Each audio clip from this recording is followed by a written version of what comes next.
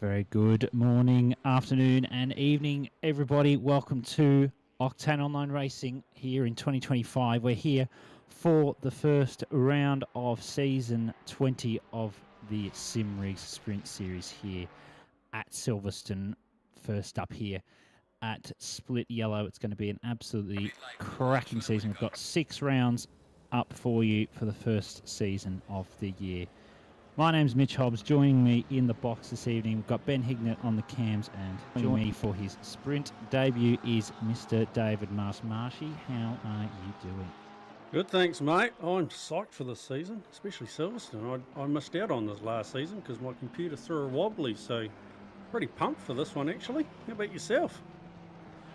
Oh, look, I'm always excited when I see a new sprint series coming up, and to start off with Silverstone, I don't think I can recall seeing Silverstone for a couple of seasons, so I'm very excited to see what we've got on display this season. We've got 27 drivers here this evening. We've got a dry round here at Silverstone, which is certainly a nice way to start, even though you'd expect it to be wet here in England. We've got a nice train of cars here coming around for their outlaps here in quali. We've got a nice mixture of manufacturers, as we do over the season. Some drivers will have switched into a new manufacturer. Some will be sticking with their old and faithful, trusty manufacturers. But I think it's going to be a cracking season, Marshy. I don't really know what else to say. It's going to be good fights, I think, throughout the different classes, and I can't really wait to see what happens. Yeah, likewise. There's a couple of tracks in here that I haven't actually done this in ACC, so yeah, could be interesting. I'm either going to do well or absolutely make an annihilation of it. Oh, that's okay. We can make an absolute mess of this, and they can't tell us off. Well, they can, but I won't let them, so that's okay. We're going to stick on board here with Breno Ellis in his purple and white Porsche for a lap here at Silverstone, and I'm interested to see how the Porsche handles this, because I did give it a quick go the other day for some testing here at Silverstone, just for my own personal testing, not for sprints, because I'm taking the comms roll for a couple of rounds this time. Down into 4th, he'll hold through turn 1, gets on nice and early, don't want to go too wide on the exit of turn 1, you'll go invalid, but it keeps it nicely on the curb there. Through back to Beckett's. Let's see how stable the Porsche is through here. Yeah, looks pretty good to me. Holds 5th down to 4th. Oh, that's a rough line out to Beckett's through Chapel. It's a really nasty one. If you get that wrong, Marshy, you've got to really get to the left-hand side before the exit out of Beckett's, because you want straight line speed, because that's good, especially in the Porsche. Yeah, well, see, I'm running the Mustang again this season, so Mustang things, just hammer down, go for it.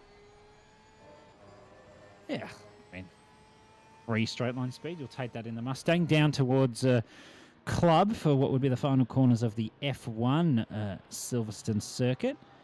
Come round the final corners, and it's been a pretty tidy lap from Alice this far. Obviously, being spectators, the time up the left is just wrong until we jump across the line, and we should see that resolve itself through Abbey. That's a really nasty one on the aero of the cars if you get that wrong. So he's got it nicely through Village and the loop. This is, again, one of those ones that you really need to aim for a nice exit coming onto the straight, or else you're going to get it very wrong down toward Brooklyn and Luffield now for the final corners of the GT3 circuit. Only a 12-minute qualifying session here this evening as we come down to Brooklyn Luffield. Let's see how Alice handles this. Nice use of the curb, get the car rotated. Not the Porsche needs that extra rotation, but you get it anyway. Final corner, good use on the throttle. Had to modulate a little bit just on the exit, but pulls it up very nicely. He's going to come across the line and goes for a 57.7. That's a nice...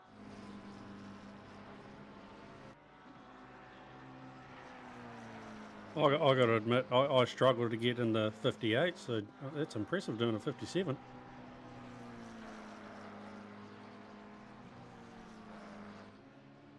And some nice laps put together so far. Ataniaki in the Aston in the Ann class. It's good to see some new names out here. I can't say I'm too familiar with some of these names at this point in time, but we'll get nice and familiar throughout the season, Marshy, and I expect you to know them all by round 3.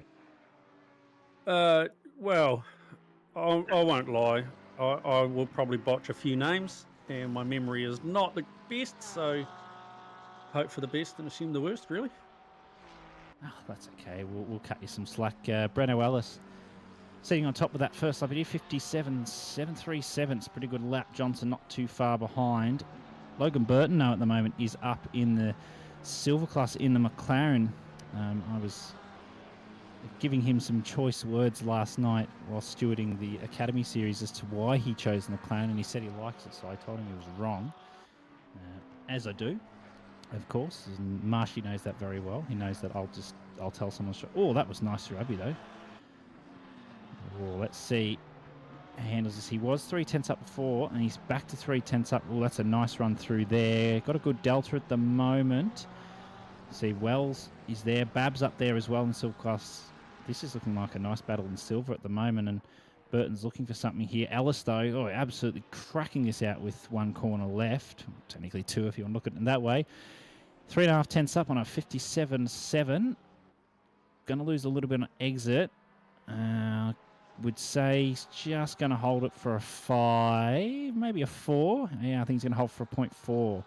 And he does 57.4, so half a second clear at this point of Johnson. But Burton, this is a nice solid lap from him. P3, he should be very happy with that lap in a silver class. I'd be very happy with that. Oh, yeah, likewise. Like I said, anything under a 59, I'd be stoked with. Yeah, I was going to say, you're not silver class, Marshy. Come on. Yeah, well, still, I'd like to make myself feel better, Hobbsy. Oh, yeah, make you feel better. I don't know how much better I can make you, but that's okay. Oh, Bab coming down the straight. It looks like he's actually giving Alice a slipstream there, and I don't know if he's going to like the thought of that. Through Stowe, that's a nice line. Oh, just within the track limit, so you don't want to go off the curb or you will get invalidated lap. Drew Cobb now. Oh, look under the brakes. Look how much time he gained. It looks like it may have made a mistake. This is a tough corner, actually, out of there coming through the final, because if you get on that curb, as you even saw with Bab there, just on the accelerator too much too early, it slides the rear around. So got to be careful of that in quali. Probably not so much in the race because you have the heavier fuel load, of course. Excuse me. We've got one 60-minute race with a mandatory pit stop for tyres. So it'd be interesting to see when some drivers decide to take that. Now, Ellis is being held up by Bab. He's not being blocked because Bab has a right to be there because he's on a valid lap. So, Ellis, I reckon you might find Ellis, I was going to say he's either going to hold back or go back to the pits, and he's decided to go back to the pits, which is risky with only 4.5 minutes to go, Marshy. I don't know. I would probably done that last lap. I personally probably would have held back a little bit and, try to find some cleaner edge or another fast one, but, yeah. That's okay. He'll make his own decisions. Bab goes up to P4, 4.5 off the lead of Allison. Only 7 thousandths behind Burton, but they're in good contention, those two. Here's Jack Miller, and no, it's not the MotoGP rider. Don't get confused with that. He's currently leading the Prom class with a 58.4. Nice lap, but just goes invalid. He was up there until he came through Abbey, so bit more for him. Goris, though, half second up on the pink to white gradiented Nissan. Oh, a bit slidey on the exit. It's going to lose a little bit of time. I'd say we'll come across the line about 3/10 up on the time. 58.3. That's a very good lap. Not too far off Webb, not too far off Wells either. So a bit more to come, I say, for them. Johnson's currently 4/10 off Ellis at this point in time. Only has 3 minutes to set a faster lap. As we know, when we saw, Ellis has more time in his lap. Does Johnson have more time in his lap to get ahead of Ellis? That'll be the interesting thing. I guess really there's only one way to find it. We'll see how he progresses. Yeah, but I want to see it now, Marshy. I don't want to wait a lap. Well, I'm sorry, Hobbsy. Sort of got to wait, buddy. That's not very nice. Yeah, what can I say? Not much, really. No, I was going to say, I don't know if there is much you can say. You can see Ellis is using the number 1 for being a champion in the previous season. So I actually couldn't tell you the last time I saw somebody use the number 1 after winning a a championship. So it's good to see someone's out there repping the number one.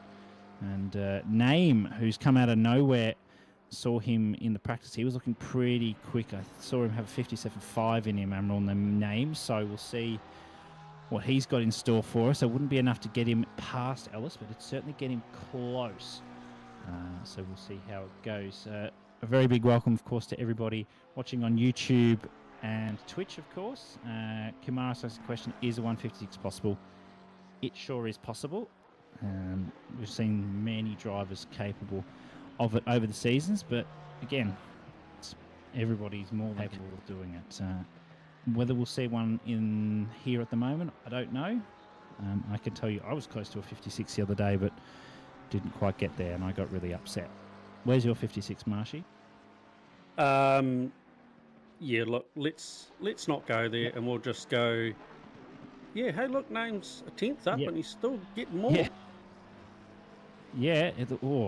This is probably the time he lost. He looked a bit slow in this. But he's gone a bit deep in the final corner. He really got to nail that one right. He's not going to go past Ellis at this rate. It's going to be close. It's going to be close. He needs to get as tight as possible. He's got one more lap, and he's going to get past. 1/100th. That's nail biting. Johnson, not quite up where he wants to be at the moment. 100th up from Sector 1. Just nailing all the sectors here at Silverstone, getting them all right. And a slide out of Stowe. That's going to hurt the time there. He's almost a 10th up coming into Stowe. I think he pushed it a bit much. Down to Club Vale. Let's see. There you go. 2.5 tenths. That gets him some of the way. Yep, throttle modulation again, and lost all the time because the car slid out. So we know he had 2 tenths there at least. So that would have been enough to put him up in contention with Name and Ellis. Let's see, a bit wide of the apex at Abbey, but gets it through with not too much interference on his Delta. Holds second through here. There's a 10th. It's going to be tough for, I think, Johnson to find the time he's looking for now. It's a good exit. Ellis is going to come across the line here. He's going to have one more lap in him. So we'll see if he can improve. Johnson 1/10 up. Names had enough. He's in the pits, so provisionally P2 at the moment. And we will see where this leaves him. He's a little bit deep into the last couple of corners, Luffield, Brooklyn. So it's not going to be enough for pole, and it's not going to be enough to get past Names. And Johnson is going to have to settle here for P3 at this point in time, unless someone comes and pulls out a magical lap. 2.5 tenths off Ellis, and Ellis is already up again after Maggots and Beckett's. This is going to be, if he can put this together, this is going to be magical.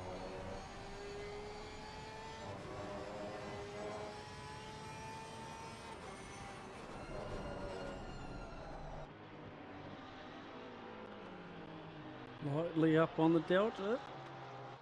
Yeah, but just coming again. It's one of those things that the middle sector is really tough to get perfect on the Delta.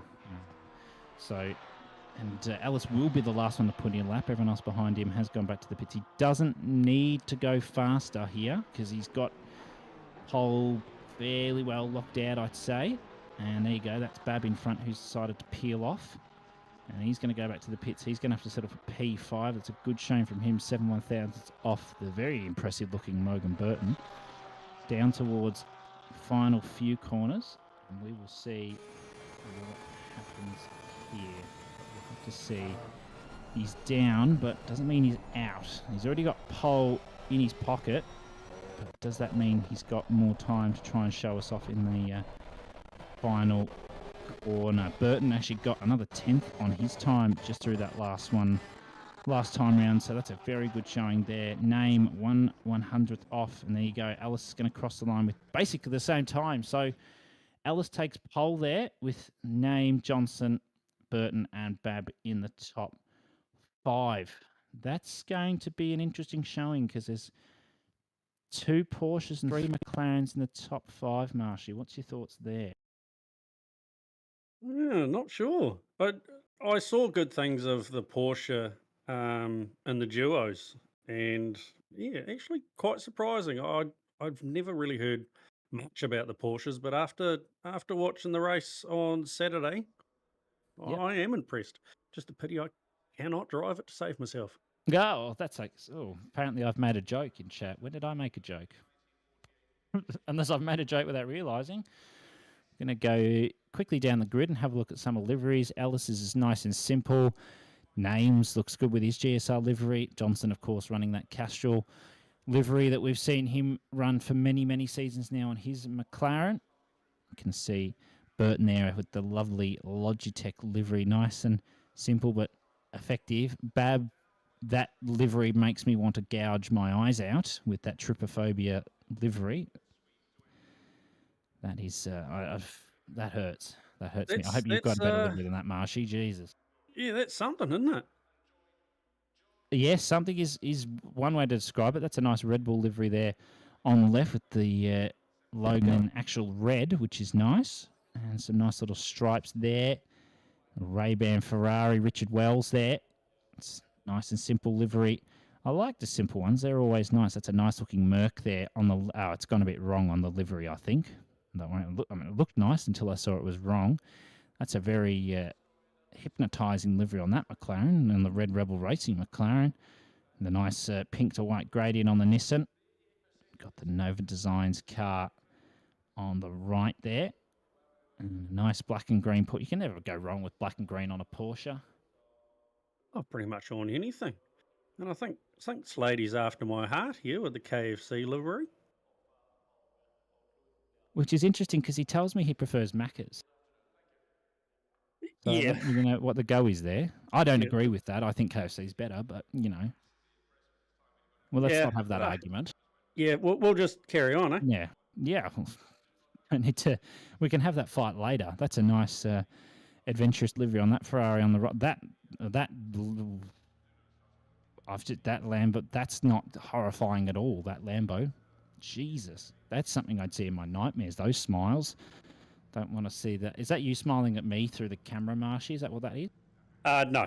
Oh, damn it. I'd like to say that'd be me in front of you, but that ain't going to happen. Yeah, I was going to say, hang on a minute. And some of the nice liveries. RBR livery on the left, Penrite livery on the Ferrari on the right. A couple of just in-game liveries there. And then the Shell V-Power Mustang at the back as the drivers going to come around for their formation lap. What are you expecting, Marsh? Are you expecting Ellis to take this out, or is Naim going to give him a run for his money? I reckon Naim's going to give him a good run, just from what I've seen and raced with Naim. Yeah, could be an interesting one. I don't really want to make that call too early, but that's what we're going to do as commentators. We've got to curse them. That's what we're here. Well, I did it a lot on Saturday, so yeah, why not? I reckon Naim will definitely give Ellis a run for his money. Yeah, I mean, seen Naim race many a times now, and he's a very quick driver, and he's certainly going to put the pressure on Ellis. It'll be interesting to see how some of the other drivers around will handle it. I reckon Johnson will just hold back. I don't think he's going to be too concerned by Burton behind. If I was Burton, I'd be concerned about Bab in the Porsche, because the Porsche is very minty fast off the line. It's not Audi fast off the line. That thing is just hilarious if you've seen it off the line. But yeah, I'd be for the three McLarens ahead of Bab. I'd be concerned, because that thing's going to launch off the line. And I hope Naim's got the good reactions to go with Ellis, because he's going to need it. Just looking at the grid, I reckon that's what Slady's after, just that punch off the line. He didn't realise it had punch off the line until I told him, after he'd chosen the car. Great. Now look what you've done. I know. I didn't want to solidify his decision, but he tells me he loves the Audi. I don't blame him. The Audi's a nice car, but you've got to have a good handle on it, and certainly placing faith in Slady to do so. It's a nice mix, as I say, manufacturers. The classes look pretty grouped up actually throughout the grid. You've got the Silvers mostly together, Pro-Ams mostly together, Pros are mostly together, Ams down in the Pro-Ams, a couple of Ams ahead of Pro-Am, which is great to see them pushing ahead up in the grid. Sorry, I'll get my words out eventually. So that's great. I can't wait to see how this one plays out. Where's the love for the Mustangs? Why does nobody like the Mustang? No comment. Yeah, it's probably better if you don't, actually. Yeah. So the lovely race director will be advising the drivers to go into double file formation for the start of the race as they come round the final corner. Thoughts on turn one, Marshy? Oh, let's face it, we all know that Yep. the race can be won at T1. No, no. Oh, Not sorry. Marshy, yes. I hope that we don't go 6 wide. Yes. Yeah, it's the first race. We all know that the nerves are jittery and we're all ready to go. So This is going to be very exciting. On to the first straight of the GT3 circuit as we get ready to go live for season 20 of the Simrigs Sprint Series here in OR. Round 1, Silverstone split yellow. Across the line they come. The lights will go green now. And that's a good start actually for Naeem. Ellis didn't really see him coming. Oh, Johnson up the inside of Naeem early. And I told you, Bab up the inside of Burton at turn 1. He had to be worried. And Bab's going to have to be careful here. Oh, there's a bit of tapping. ACC physics. And Bab's not going to give this one in. I don't think Burton should either. Oh, that's some nice close racing there. Burton should get the run here. Bab's sticking the car in their names. A little bit off track. That's a nice run there from Johnson. He's just gotten ahead of Naeem, and Burton's going to have the run on Naeem here, which is really going to give him the extra speed he needs up to Stowe. And he's sort of just pushing him across a little bit. And I think he's going to get past maybe Naeem. Oh, beautifully done there for Burton. That is a top effort on that start. And let's see what Bab can do. He had the run on Burton, but Burton just gave him a good run for his money through Mavis Beckett, which is fantastic to see. Naeem down from second. He's in fourth, but he's got the talent to make his way back up. Ellis is running away a little bit at the moment. Was 3/10 over the first sector line. Look at all the cars who are there, all in single file, which is great though, Marshy. No real incidents at this point on that one. yeah, no yellow flags. There were a couple wide at T1, T2, but yep, all pretty well behaved so far, actually, aren't they? Yeah, which is great to see. The stewards and race director will be cheersing to that one. And already almost done here for the first lap. And Bab's got Dylan McDowell to deal with behind. So he's going to have to put the hammer down if he wants to get away. He doesn't really want to give McDowell the slipstream, especially given the Porsche's top speed, as we know, is mediocre at best. It's rich when the Lamborghini exists, but certainly giving it a run. Johnson's in his own little bubble almost here already. He's got almost a second gap to Ellis up ahead, and Burton's just following behind nicely, not putting any pressure on at the moment, so Johnson can really use this to try and run away.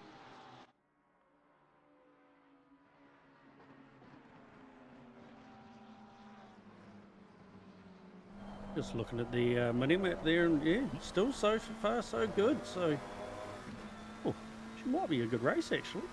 Yeah, I mean, there's been some nice overtaking on lap 1, and normally that ends in utter disaster. So, some nice racing from the lads on track. Around through Stowe again from the rear wing of Logan Burton, who's got Naeem within range. Naeem really late on the brake. Oh my, that was optimistic, Marshy. That's one thing to call it, yeah.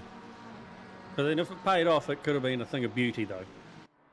Yeah, I think he wasn't close enough coming into the braking zone, and just whether he missed his braking point, I'm not sure. Whether he was trying to push it to catch Burton, I'm not sure. But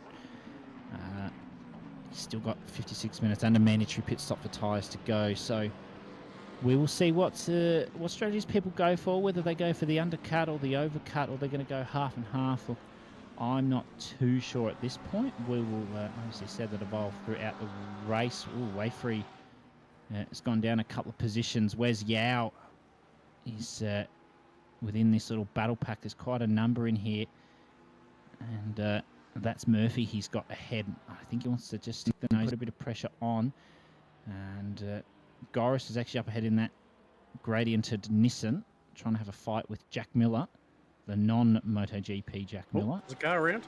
There's a car around. That's 778. That is Hernanda. So that is not ideal. Hernando was leading the M class. You can see there on the leaderboard while ACC has a moment updating it all. So that's an unfortunate one for Hernando.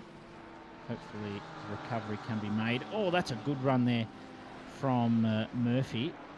Oh, he's almost off track there trying to make that overtake. He didn't overtake per se, so stewards don't need to look at... Oh, my God.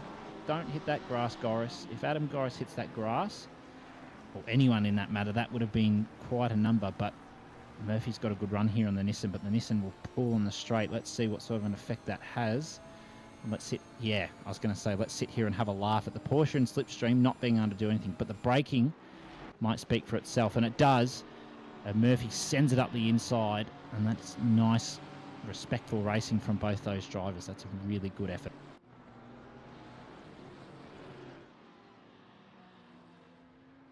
What's happened here? Hernando, oh, it's just tapped Slade.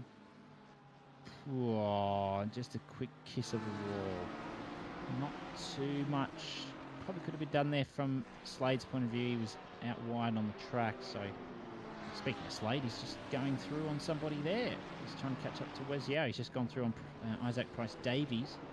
And, oh, he's already looking for it on Wes Yao. That's a little bit aggressive. But, oh, there's a Ferrari off there. Who's that? That's Ben Winton. There's some action now, and it's past lap 1, which is interesting to see. Usually this sort of stuff would happen on lap 1, but Winton's dropped a couple of positions down to 19th.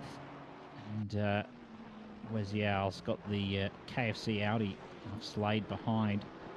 And he's going to need to use every bit of the track that he's got here if he wants to hold Slade behind. There you go. Ellis and Johnson just trading fastest laps there. So Johnson's not holding back. He wants to keep on the back of Ellis. He's got a 2.1 second gap to Burton. Let's just see what happened here with Ben Winton. That's way too deep on the brakes, and Slade comes millimetres away from being spun. That is a lucky man if I've anyone named, though. Just getting lucky here. Mackett's and Beckett's didn't get the run out of there that Burton did, but this is looking good so far.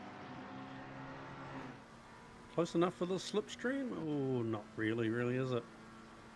Tends to be sort of within 0.8. You get a slipstream. It gets stronger sort of at 0.6. So even a second, you can have an ever so little bit of slipstream. So he might just sit here, make Burton use up his fuel and tyres first. Of course, being that you've got to take a mandatory for tyres, you may as well take fuel and do however long you want your first stint to be, and then take on fuel for the rest of the race in your pit stop. So we'll see. I don't think it's going to have a huge effect on the drivers at this point. Johnson is 0.4 off Ellis at the moment, and he's 2.4 seconds ahead of these two, and it's going to climb as these two battle, which will probably bring Michael Babb and Dylan McDowell into this, possibly Wells Piper as well. They've got a bit of a gap to the drivers behind. Let's have a look and see what's happened here through Maggots and Beckett's.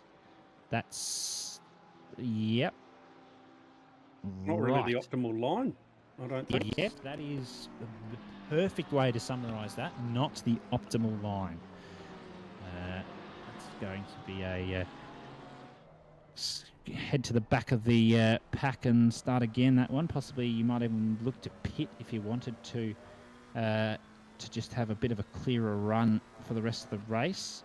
Unreal name is sitting nicely. Oh, Johnson must have had a moment, though. He's a second off Ellis. He was 0.4 off over the sector 1 line, so that's been a tough bit of a lap for him.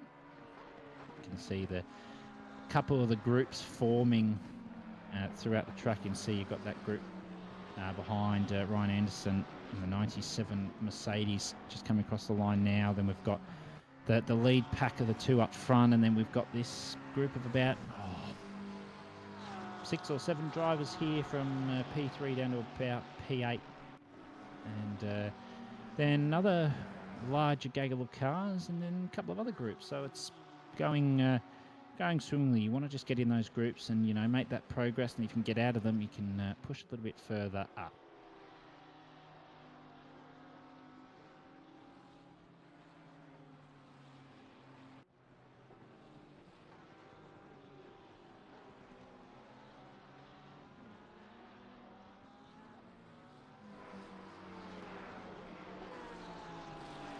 Here is Richard Wells at the moment, currently sitting P3 in the silver class.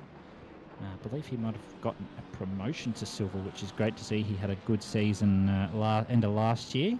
Had some nice results up in the top 10, so he's deservedly been given a promotion up to silver in his Ferrari. He does quite enjoy said Ferrari. And he's got a slipstream from Dylan McDowell in front, so he's playing with the big boys up in pro.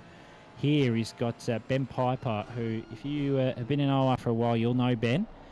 And Ben is a very consistent driver, and he's always very out there with his car choices, and he's all for it. He picked the Bentley last season because he loves a Bentley. He's picked the Merc this season, and there's not too many Merc drivers this season, so it's good to see him out there representing the cars that probably don't get picked as often outside your Ferrari, McLaren, Porsche. Really are sort of the ones you'll see them in, and Aston in some seasons as well. So good to see him out there in the silver class, giving these drivers a good test with his experience, and can't wait to see how that plays out. Was that Wells? He getting a little bit sideways through that little section there. Lost a little bit of time. Oh, as long as it wasn't too much time, Marshy, it's okay. Yeah, no, he's going all right. I had a few races with him, and blitzed me, and then you catch him up, and then he'd blitz you again. So, good on you, thanks, mate. Yeah, that's what we love here now. Getting to race against all these fantastic drivers in the practice lobbies and throughout the different practice servers that we have got here. Our name is all over Burton here at the moment. I sense a nose sticking out here to put pressure. Oh, he's going for it. That's gutsy, and he has to pull out of it. He's putting a bit of pressure on Burton, though, which is good. And it'll be interesting to see how Logan does respond to that pressure. At the moment, got a lovely exit out onto the straight, but what he really needs to do is shake that slipstream from Name, push him back into Bab. That's really what he needs, but I think that's going to be a tough ask as Ben Piper is getting the job done on Richard Wells. Nicely done, nice and clean. He's got Dylan McDowell in his sights next, so that promotes Piper up into the podium for the silver class. And, that's a bit wide from Name. One thing, actually, Marshy, we haven't spoken about yet is the possibility of drive-thrus for track limits, especially here. There's a couple of key areas, especially coming through here, turn 1, if you go too wide on the outside, which Burton's just about to do to prove my point, you could get a track limit warning, and it's very easy to rack them up. Yeah, I can confirm in the practice races I've done, yeah, I've definitely got a couple. Ooh, Name with a 5-second.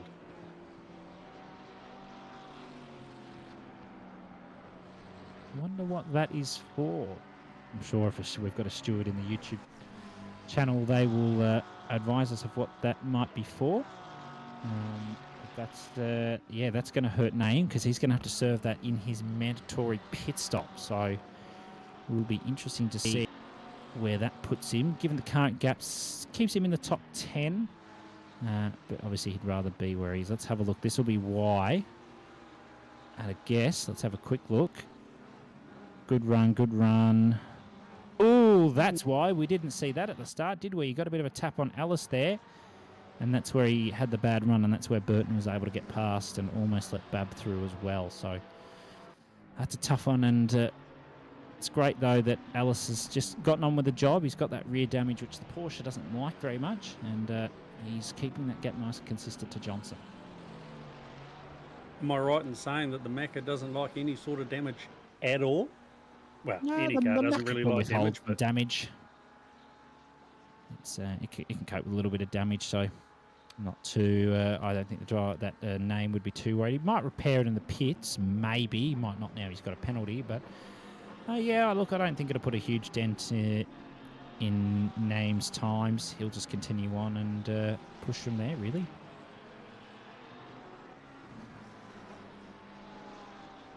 Did an endurance with him when the Italian job endurance series was on, and just consistent knocking out the lap times, just same old, same old, same old. It was actually impressive to watch, to be fair.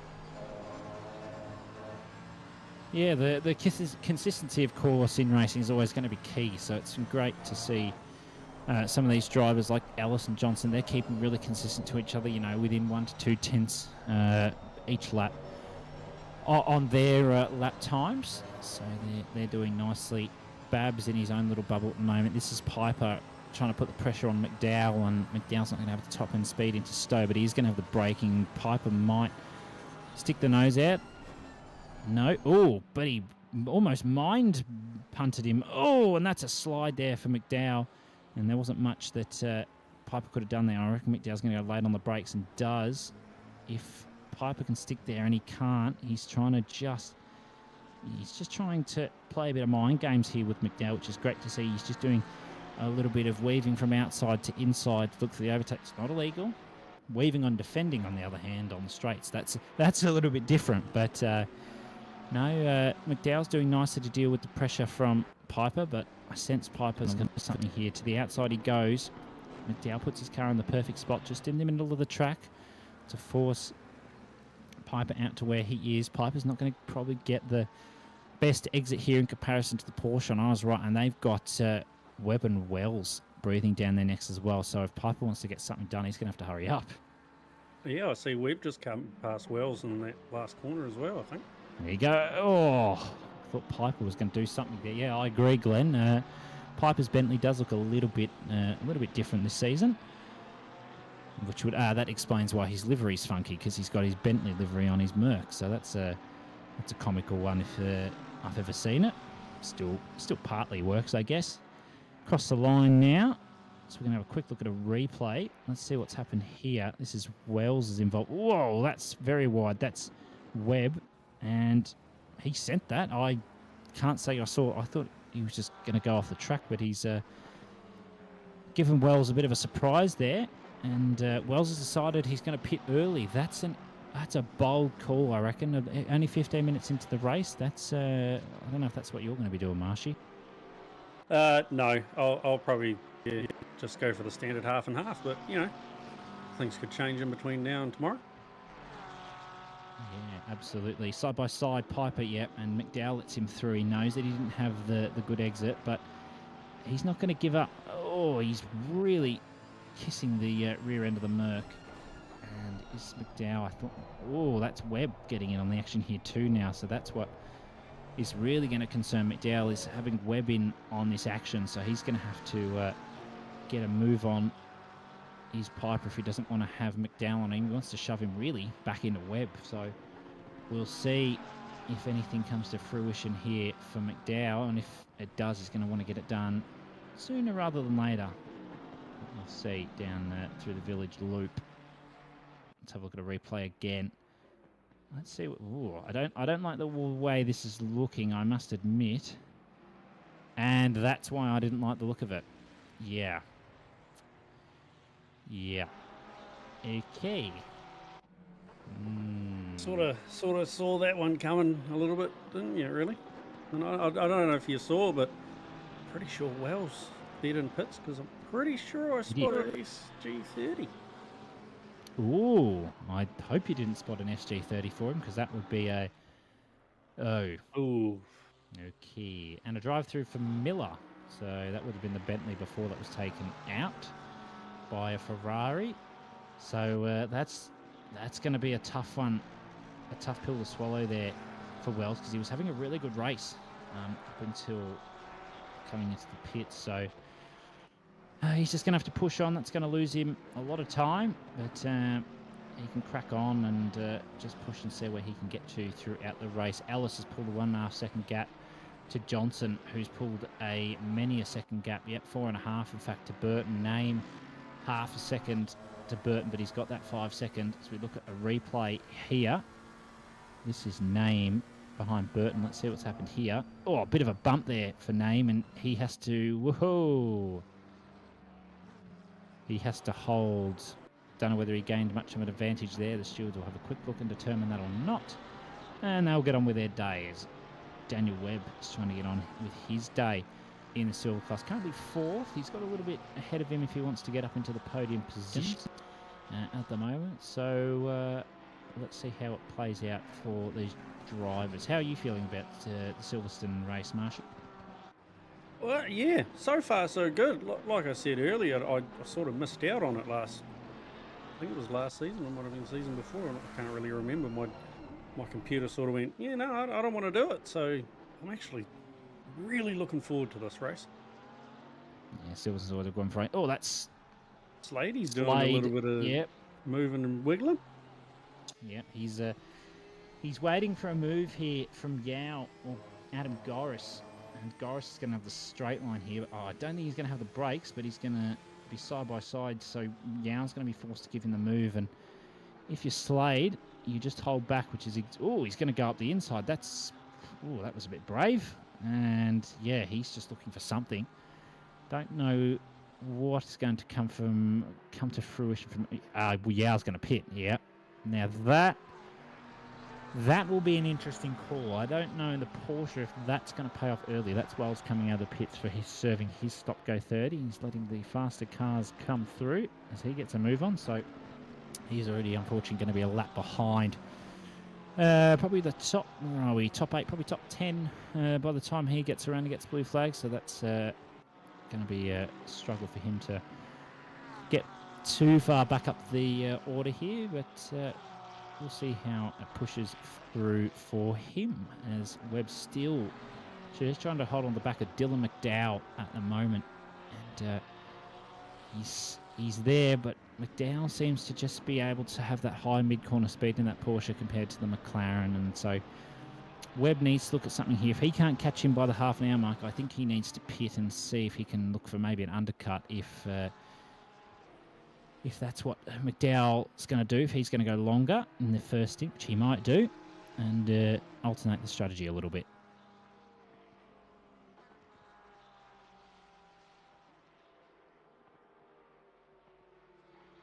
Thought Slady might have had a run on him just there, but a little bit too far away.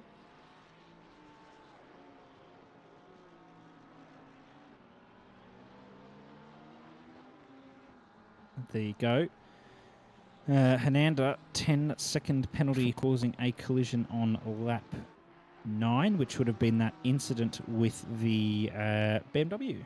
So he's got a cop a 10-second. Burton back under pressure from Name. Now, it's going to be a tough call for Burton. As much as I would tell him to pit and let Name through, Name would certainly be capable of pulling out that 5-second gap he needs, and he's going to look for this, and he's going to give him a red-hot run for his money. And Burton actually lets him through. I think that's not a terrible call. If he thinks he's slower, I don't mind that. What's the bet? He might just duck into the pits in this lap. It's possible. Oh, Murphy's got to drive through, and I'm going to suspect that's for track limits. Where is he on track? He just went through turn 1, so that's going to be track limits. I didn't think we were going to have track limits this early, but here we are.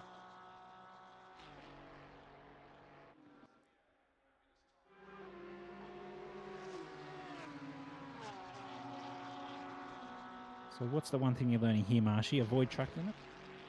Yeah. My turn 1, I think I might have to dial down a little bit, actually.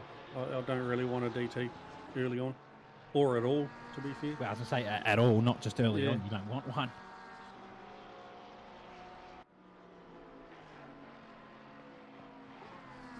I'd like to see Webb come into the pits here.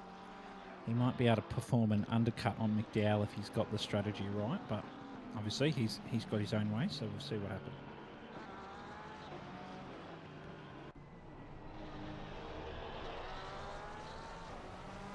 In your vast experience here, Hobbsy, what would you do? Would you, looking at it just sitting here, would you sit there and go, I might go the undercut and maybe get some fresh air and just start cutting some lap times?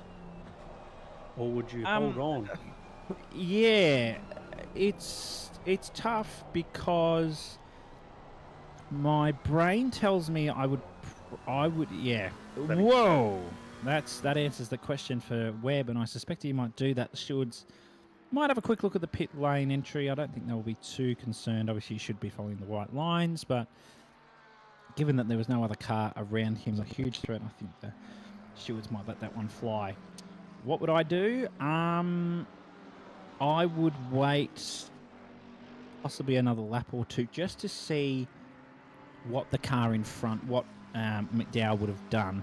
Just because the ideal scenario is when you or the other person pits, to alternate, to be on that, different strategy to them. It's usually got to be around a 2-lap difference between, if I pitted now, then, you'd pit two laps later, and it would just differentiate the strategy just enough.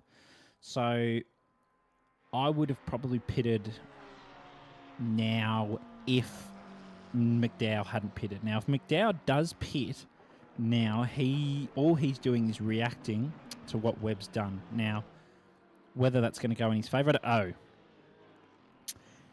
right, that's Michael Babb killing a blue flag at Abbey. Okay. The battle of your favourite liveries, really, wasn't it? Yeah, basically. Yes, Law. The settings are 60-minute one mandatory. So, yeah, yes, that was the battle of my favourite liveries, and now that's put Babb into the hand of Piper, and I'm wondering if Babb fights with Piper, whether Piper might look to just jump in the pits here in the Merc. But you never know. Babb might jump into the pits instead of Piper. You don't really know what's going to go here.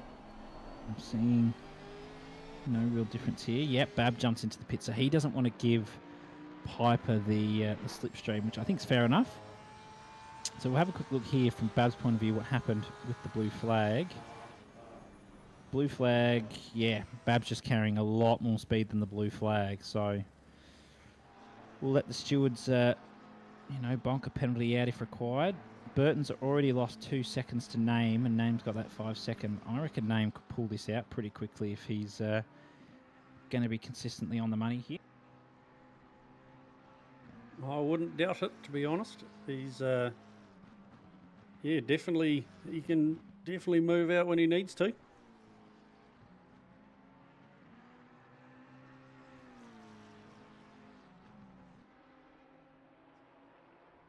Here he is.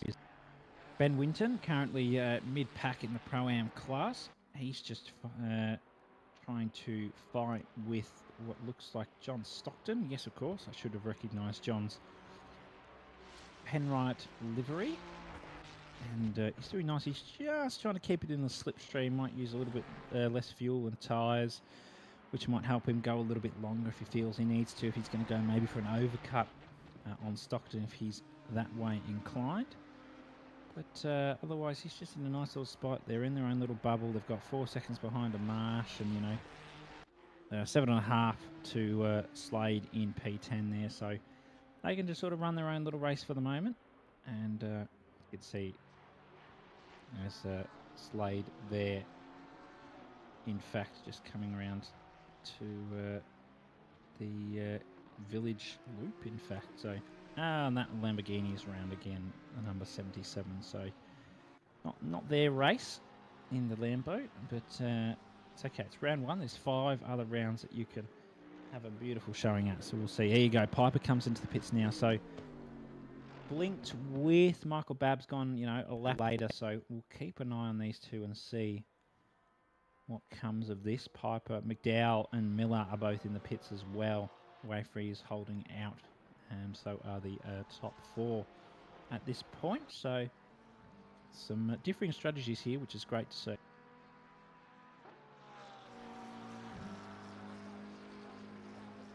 Yeah, and Ellis has pulled 2.5 on Johnson. So, yeah, well, it wasn't how I expected this race to start.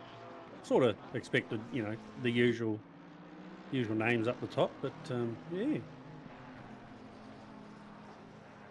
But the big thing with the mandatory pit stop is you can easily lose those 2.5 second gap if you screw up the pit lane. Oh, that's not the line. That's, yeah.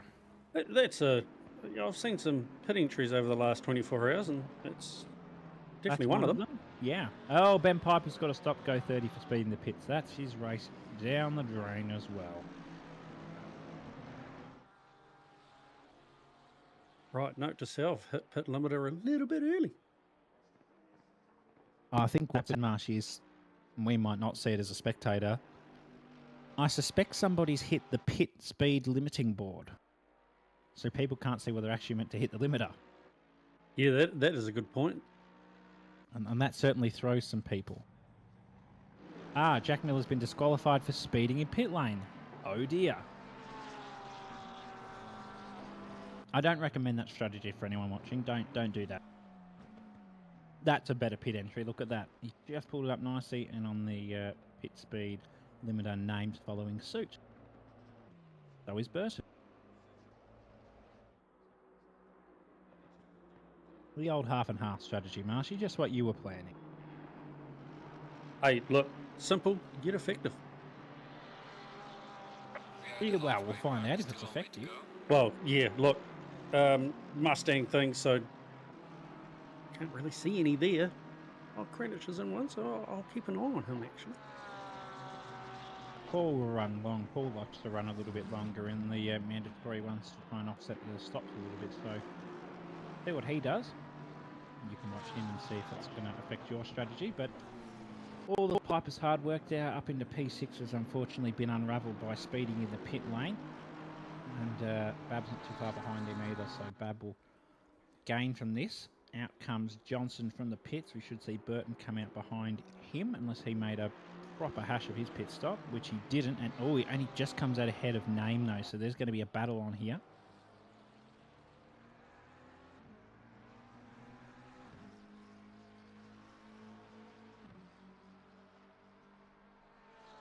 So out in P9 and 10 for these two, so still in the top 10 after pit stop, which is fantastic for them. Still got Ellis, of course, to pit, but he'll stay ahead.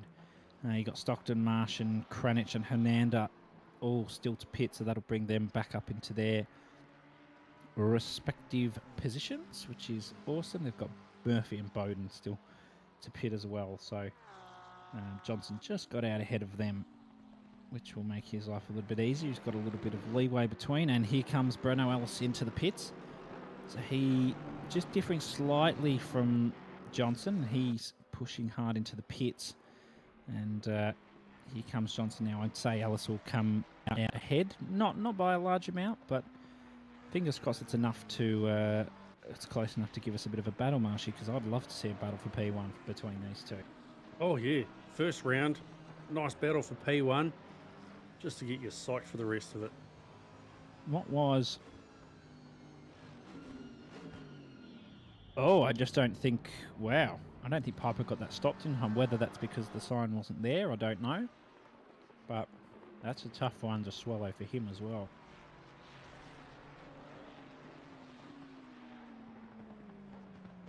So, bottom right of your screen is Breno Ellis. You will see him pop down from his jacks momentarily. Probably as Luke comes onto the straight, and I was correct, and it's going to be a comfortable gap for Ellis. So Johnson's got a little bit of work to do here. Not a lot. He's just up the road there. You might just see him at the edge of shot. There he is. So it's probably about similar gap as what it was before. Almost looks a little bit bigger, in fact. So maybe Ellis has pulled out a beautiful pit stop. His name, though. He's following Burton. He's just being patient, which is fantastic. Burton's compromised his line a little bit to come out of Beckett's. Not enough curb. Name taking the large amount of curb I would have taken, but he's going to get the slipstream, and I'd say he'll stick his nose out to put the pressure on pretty soon.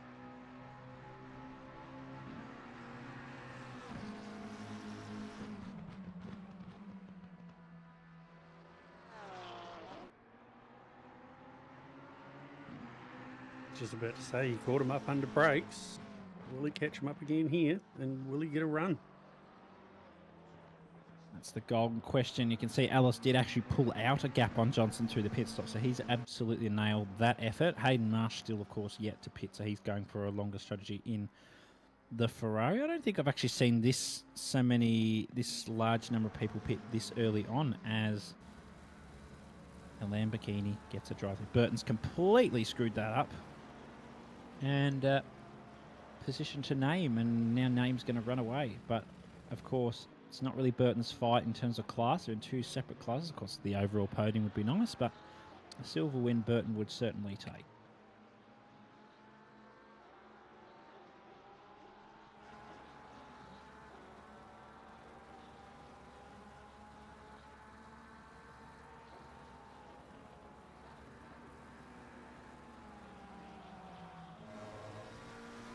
Someone take the piss out of you in chat, Marcy. This is great. Yeah, I thought you'd enjoy that. Whee! Oh, I'm loving that. It's, That's not a lot Burton can do there. The rear end just sort of snapped on, almost a bit like a Porsche, but being the McLaren, he could save it. So, yeah, that's going to be tough. Is that sort of a Porsche thing that just went on there? Yeah, it looked similar.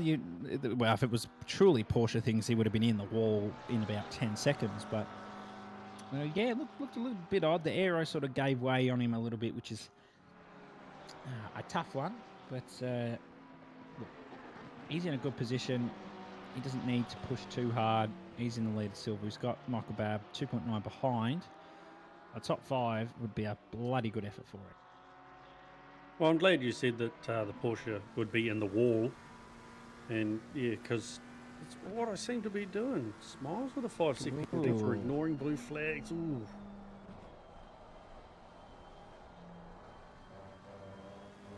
Oh, is this your missus in chat, Marshy? Oh, I thought this was your mistress. Ugh. I don't know what you're talking about, Hobbsy. I'm ignoring chat. Just for reasons everybody will know. Oh, Michael Babb. That's going to be that penalty for hitting that Lamborghini blue flag. Ugh. If you're a Michael Babb fan, just look away now. Just look away. Don't worry about it. Oh, I smell... Oh, okay. That's very optimistic from Daniel Webb there. Just going through out there. That was ridiculous. Don't know... Oh, McDowell was closing the door, and Webb should have backed out. I know it was a bit late, but yeah, that was a bit rough. Where's Yao, though, in the top 10? This is a cracking performance from him in the Pro-Am class. He's still got Hayden Marsh, who's yet to pit, so my maths brain can't be bothered to work out exactly where he's going to come out in regards to Yao, but hope it's close. Oh, Naeem's taken fastest lap, 57.8, so he's not much either. And Johnson's in the pits again. What's happened there? So this was what happened with Webb and McDowell. McDowell moved over. Yeah, the room just wasn't there for Webb. I'm sorry. That's just, yeah. Yeah, should have backed out of it a bit earlier. But that's okay. We can say what we want because we're not stewards. Yeah, I think exactly. that's how it works. We can just curse everybody. Yeah, so Johnson, for some reason, pitted just then. Not quite sure why, whether that's fuel or something. Ben Piper's on the side of the road with a yellow down here. Don't know why he's off the track. Possibly a hardware failure, which is would certainly send his race from bad to even worse. So it's going to be a round to forget for him as well as Wells, which will be rough. Let's have a look what happened. Oh. That's a... Ooh. That's a hardware failure. Certainly looks that way. Things. Yeah, that's... Right. Okay. Going well here for round 1. This is not how people wanted to start their Series 20 of Sprint Series.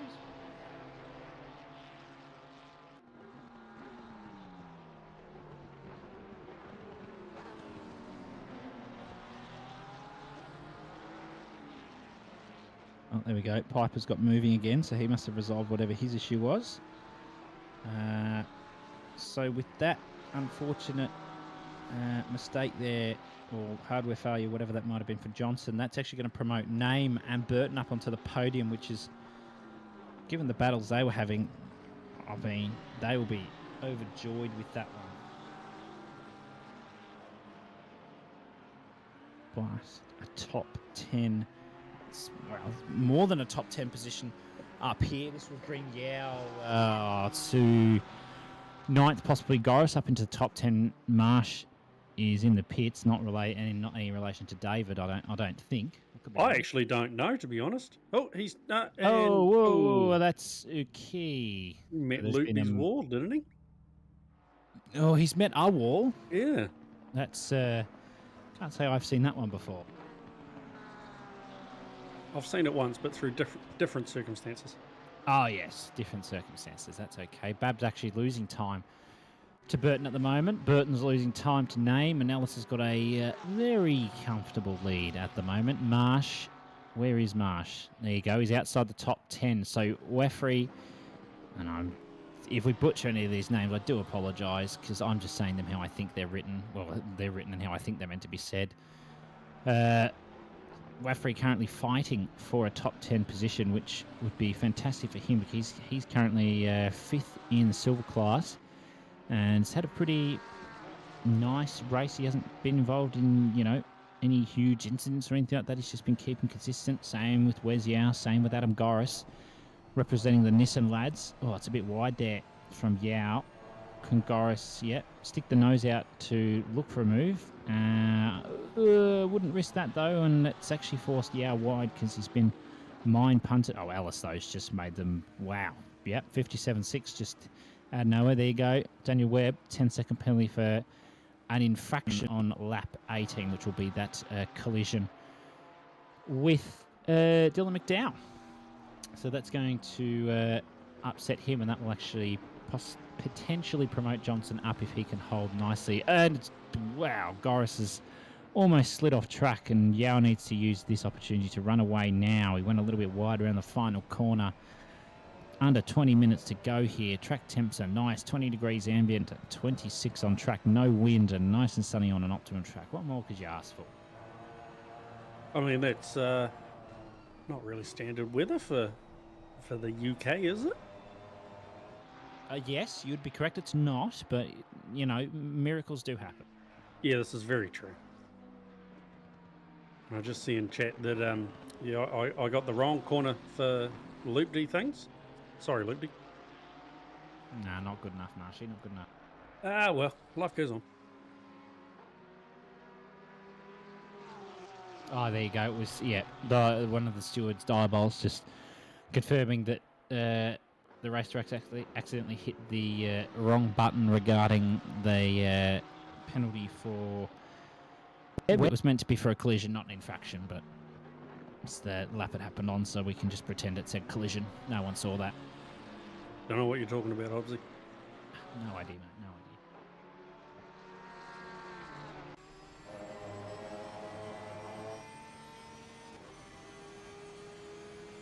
This is looking positive for Yao. He's being able to hold these two lovely gentlemen behind. Goris moving to the middle of the road so that Weffrey cannot go either way. Oh, a bit deep there for Yao, though. And Webb's dropped down. What's that about? Where did that happen? Don't see where that happened, but that promotes, Johnson back up into towards the top 5. He's not quite going to get probably the advantage from Michael Babb's 15-second penalty unless he can really push that car through. And let's have a look. This is the incident with Webb and oh no, this is what happened to Webb before. I thought this was the incident. Let's see. It's going to be the grass at Abbey. Yep. Even I've fallen victim to that in the Sprint Series race before, so I know how he feels. Not good. I was just about to say, there'll be a few of us out there that's had that. Yeah, it's not good at all. Adam Goris, though, he's got something good. He's got the run on, but he can't do anything given the racing line through Maggots Beckett's. He just pulls back a little bit, and that's why, because Yao's a little bit all over the place at the moment. Let's see if Goris can get a good run in that Nissan. It should pull with its torque out of the corners, but the Porsche says no thanks. I'm going to run away. Weffrey is still sitting behind Goris nicely, just in that slipstream in his Ferrari. Maybe he can make something of it at the moment. We will see in these last 16 minutes.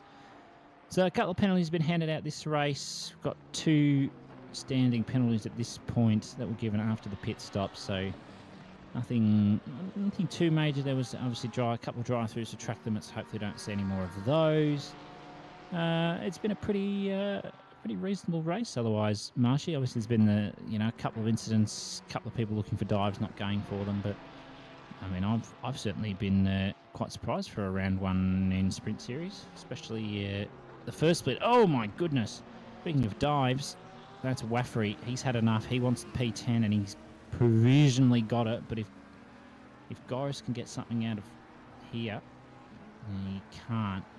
But Goris is going to have double slipstream, and I think he's going to take full advantage. Yeah, and the Nissan will make any car in a double slipstream look hilarious. And Waffery, yep, just backs out of it. So Goris, trying to hold it, but Waffery says no, I don't want to give up that position. Let's see how they go down the straight here. That Nissan pull zone, he's going to pull straight across to signify that he's ahead. So that's tough for Waffery. He certainly gave a good run, Archie, but yeah, not to be at the moment. Yeah, I was kind of hoping I wasn't going to see a repeat of a Lewis Hamilton, Max Verstappen, actually. It could have been awkward. I know, why would you see that? Yeah, I got nothing. No. Nah, no idea. Through Beckett's they come. That's a good run from Waffery. I think he might have actually had to touch the brakes there almost, just because of the way that Goris took that line. Let's see through Stowe. Yeah, Ferrari not able to keep up with the Nissan in the slipstream. The car is hilarious. And we'll see. Oh, but on the brakes, Waffery says, thank you very much. I'm going to close up. I couldn't quite get the car turned in right to get on the power early for the exit. So going to be a bit of a push here from Waffery if he wants to get into the top 10. Cafill Slade here fighting with Johnson, doing a bit of weaving just to let him know he's there, backing off a lot because he knows and I know the Audi's not the most stable car through Abbey. But of course, Johnson does have damage. You can see it there on the car, a couple of scuffs. I'd say he'd have at least probably 10 seconds of damage from that hit he had earlier, and that's really going to be compromising his lap times and the way the car is feeling. So I'd say that's where Slade is catching up. And is it going to be enough to get ahead of Johnson and then get within 15 seconds to Bab to get into the top 5? Oh, look, it's going to be a tough one to pull off, but given how far back Slade was at the start of this race, I think he was around 13th, 14th, something like that, maybe even 15th. That's a really good climb from him up to P7. Yeah, I was just going to say that. Slade's put in some work because, yeah, P14 he qualied in, so yeah, he's doing all right. He's putting the pressure on where he's needing to.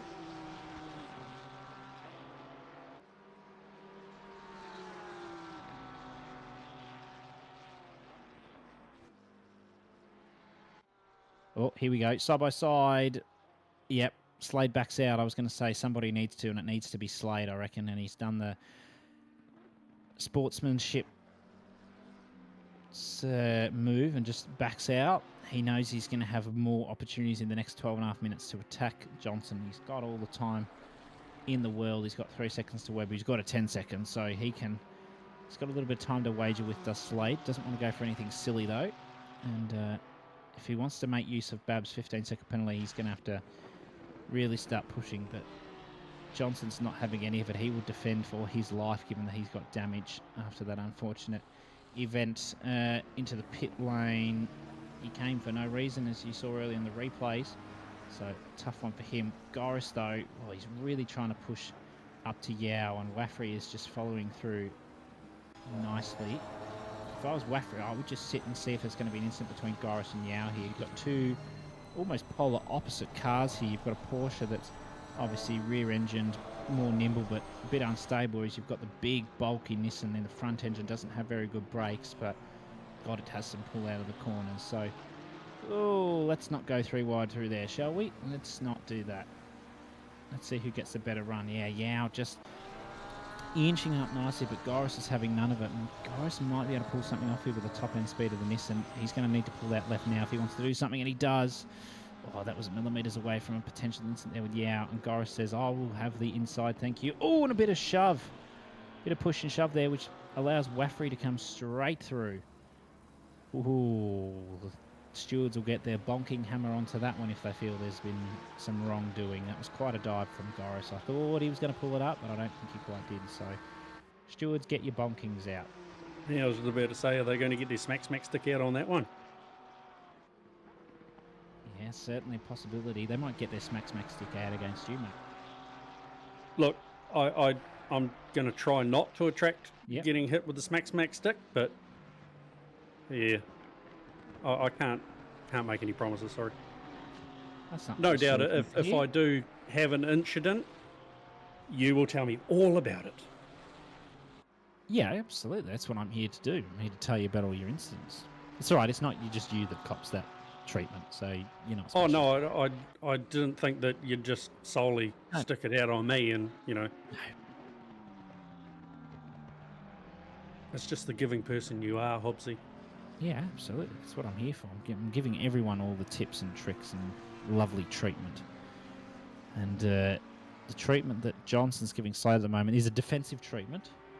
Which is not great for the Audi because it's definitely more of a one that likes to attack and get past quickly. But that McLaren, in general, even without Luke Johnson at the wheel, is certainly a tough competitor to deal with. And then you put Luke Johnson at the wheel, and that's just a whole nother level that you've got to worry about. And you can just tell, he's got so much experience, even with the damage. He just knows where to place the car, what he's doing, where the car might not have that same performance that it did before the damage previous. So he's just gliding that car along nicely, and Slade is not able to do much about it at the moment.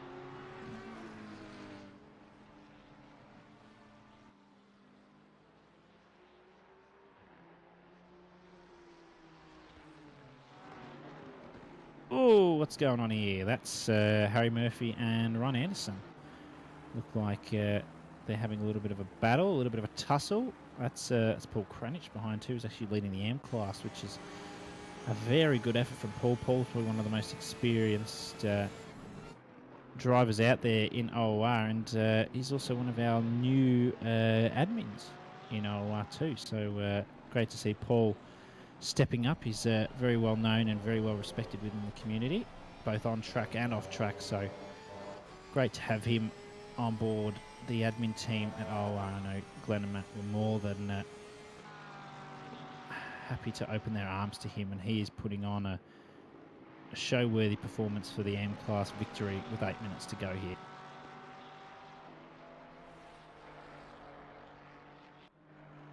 Did I just catch a little bit of drift out of that Porsche coming out of cops? Porsche drifting? No. Yeah. Really? No. Yeah. Oh, that's a lot of curb. What the hell?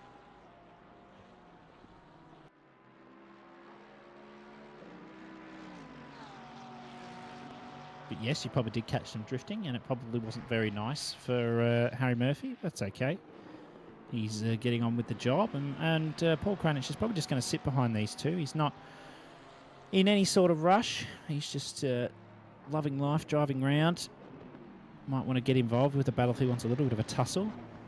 And he's certainly got the capabilities to do it if he wants to pop into this, but he might be a little bit more conservative and let these two battle out themselves and possibly make a mistake so he can get up in the overalls, up into the top 15. Let's have a look. This is Slade on Johnson at Abbey. Let's see if the Audi's done Audi tings. Slade, ooh. That is a very good save. I got scared when I saw the grass, and that's, yeah, well done. Ooh, I was just about to say, did he lose the position as well? But he held on to it. Oh, doesn't matter if he does it? Webb's got that 10 seconds, so he'll get it back anyway. Yeah, true. There you go. So Diabol's just advising us from the steward's box that the Waffrey Goris incident was looked at and deemed a racing incident down at Luffield, Brookland area. So no one reported it, so it's just going to be deemed a racing incident at this time. As we continue on, 6 minutes to go here at Silverstone in split yellow. Hayden Marsh is all over John Stockton at the moment. And they've got a little bit of time to make up if they want to get up to Ben Winton. It's going to be a tough ask when they're battling. Oh, but Hayden Marsh says, no, I'm going to go around the outside. But Stockton says, no, you are not. And, Stockton didn't get a great exit, though. Marsh got a better one. But, of course, being two Ferraris, they're going to pull the same. Here's Harry Murphy again. This is Ryan Anderson. And around the outside of that Merc, what's he going to do under brakes? Anderson, wow, way deep for Anderson. I don't know where he was going there, and that forces Murphy out wide, and he saw it. He tapped the brakes again just to get the car turned in for the switcheroo. Anderson still, there was switch back looking for Murphy, and I think he might just pull this one out, and he does. That was a nice little battle there. It was a bit rough for Murphy that Anderson went so deep into Stowe, but he was wise to it, tapped the brakes, turned in, and put his power down on the right foot, and got past through the Club Vale section. And Kranich gets through as well.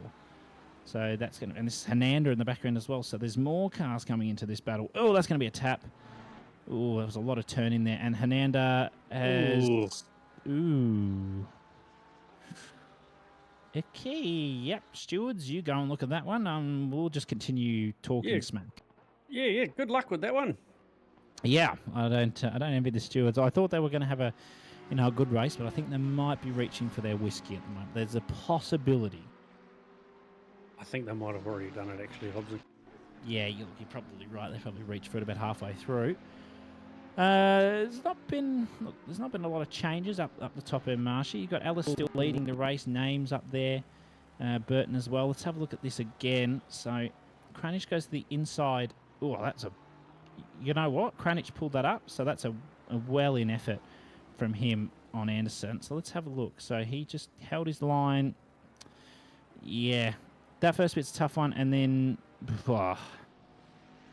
I don't really like the trajectory that Hernanda was taking through there, and that's taken Kranich out of the contention for the win for the AM class, which is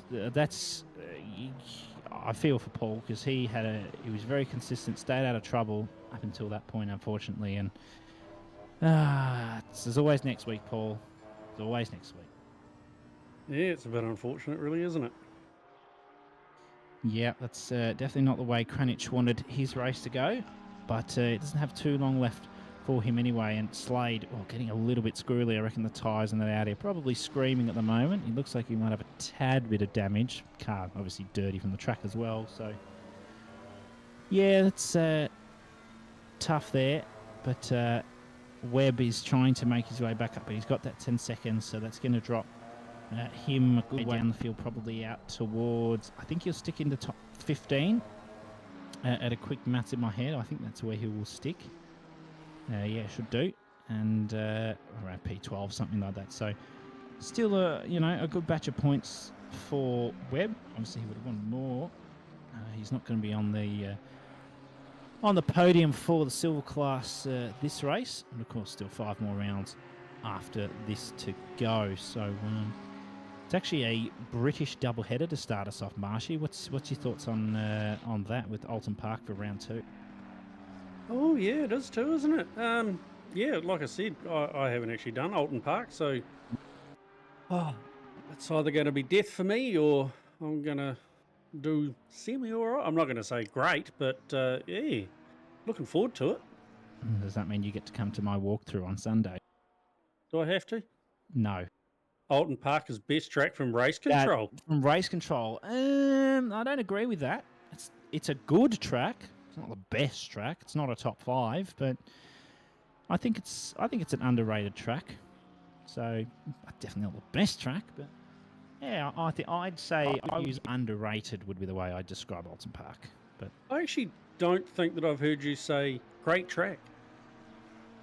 I could tell you some great tracks. Alton's not one of them. Yeah, I figured that was coming. Yeah. Okay, where is Ellis? So there's going to be... it's tough to see where he's in comparison. I'd say there's going to be another lap. Where is he?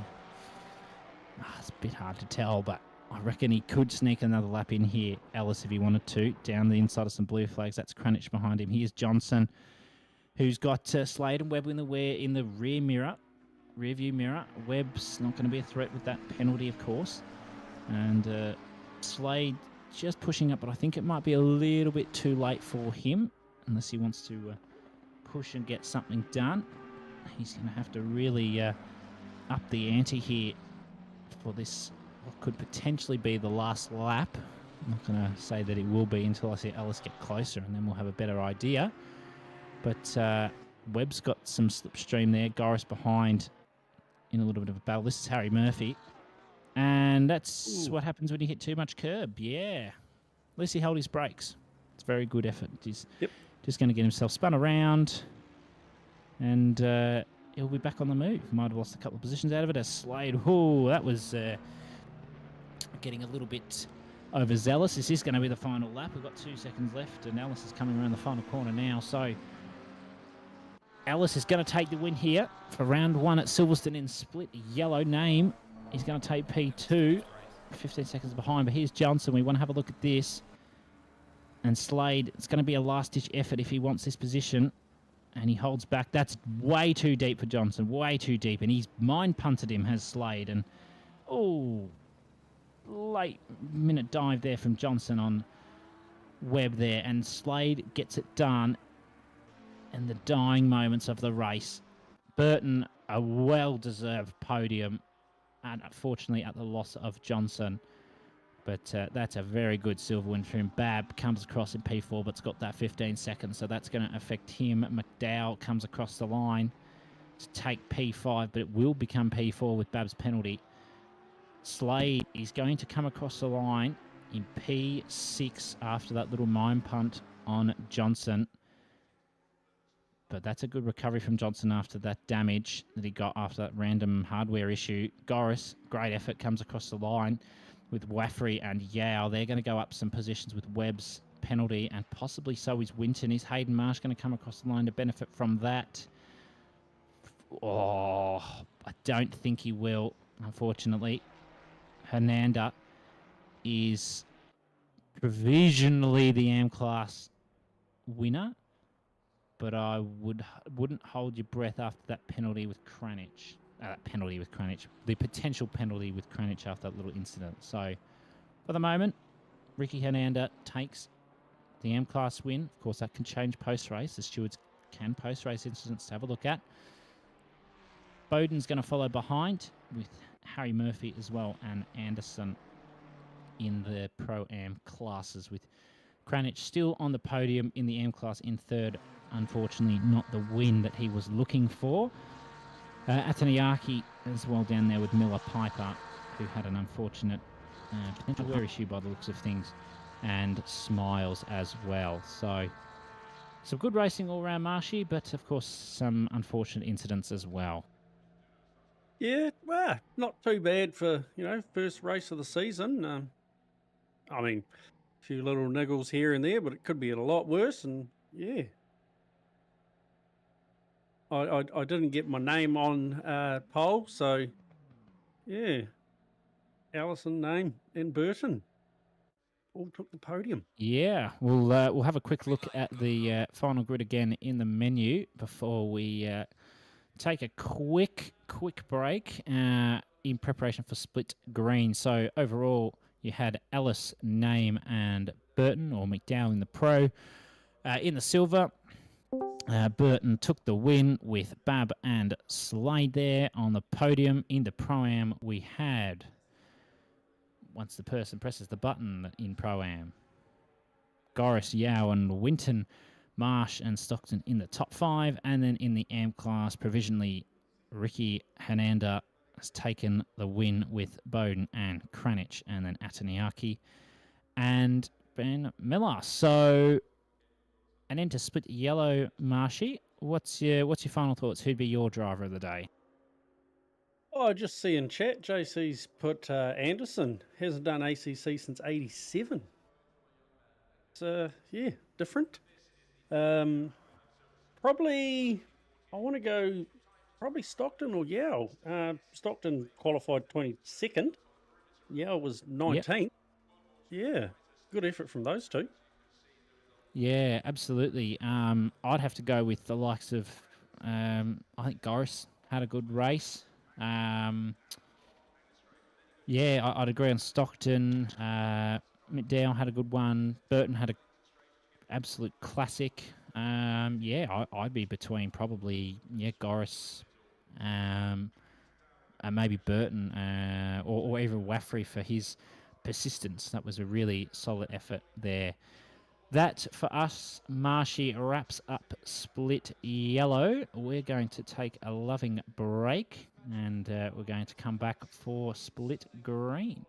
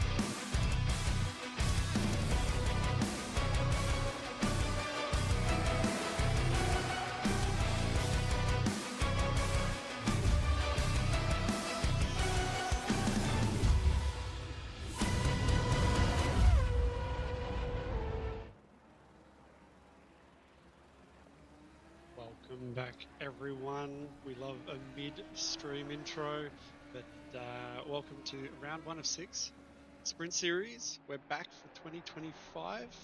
Chat with some clap emojis, hands up emojis, celebratory emojis going because we are back at Silverstone. I've got Liam Hamilton in the box with me tonight. My name's Luke Johnson. Liam, how are you going tonight? I'm very well, thank you. How about yourself? Could be a little bit better. I don't know if anyone saw my amazing stage left exit. What happened there, Pookie? In split yellow.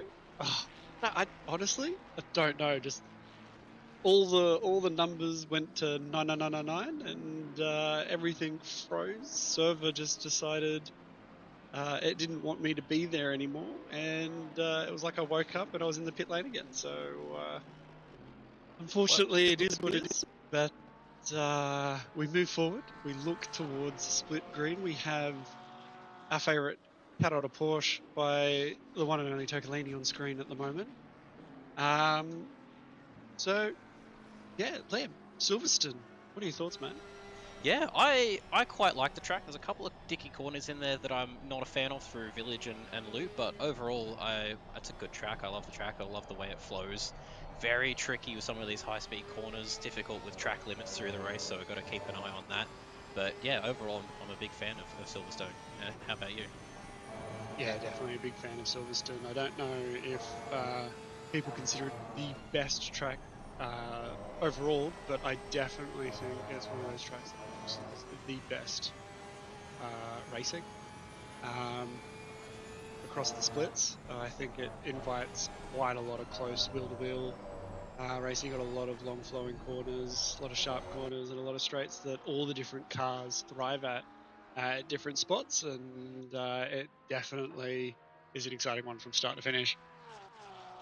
Yeah, definitely, and there's a lot of nice corners with variation where you can take different lines, you can try to take a move around the outside, so hopefully we'll see some exciting racing in here tonight, which I think we definitely will. Yeah, it's a nice wide track, which is perfectly suited for these GT3 cars. I know there's a few tracks in the game that are very, very skinny. As we see Mr. Graham Hill there in the Honda, put in the first lap and 57 of the night. So he's got a 57.9, put him on provisional pole. That is a cracker straight out the gate. What times do you reckon we will get us pole? If we're talking about it right now, what do you reckon will get us pole tonight? I think it's got to be I reckon a low 57, like a 57.3 is my guess, somewhere around there. Oh yeah, I think you're just about spot on there. I'm going to say something a little bit different. I'll go 57.2 just to pip you. All right. Is it like whoever gets the closest wins, but if you go over, you lose? Is that how we're playing this? Yeah, it's basically blackjack over here with pole times. That's how we do it. Who's your pick for pole position here? That's a tough one because I mean we've got a bit of a Ferrari game. Definitely Ferrari and McLaren. Yeah, we've got. I mean the Honda bop around here is actually not too bad. Probably put it. Oh no, there was just Tokolini in third. Sorry, only less than 4 tenths off the pace. That's a cracking pace from him in silver class. But, very impressive. Who's going to put it on pole? I know Gia Coman's there in 7th at the moment. He's a very quick, hot lappy boy. Tafiq's also back in his Ferrari, feeling very strong here. I've seen the back of a Tafiq Ferrari around Silverstone plenty of times, so definitely one to look out for. Yeah, they're probably my picks for tonight. Yeah, I think I'm with you with Taufik. I think I have to back my boy. I've been lucky enough to race him a few times. I know he's a quick operator. I think last season, from what I saw from him, maybe he was a little bit down on what he wanted to have. So hopefully he's back up there at the top, getting the practice time in that he needs to pull out some quick times and hopefully have some good races.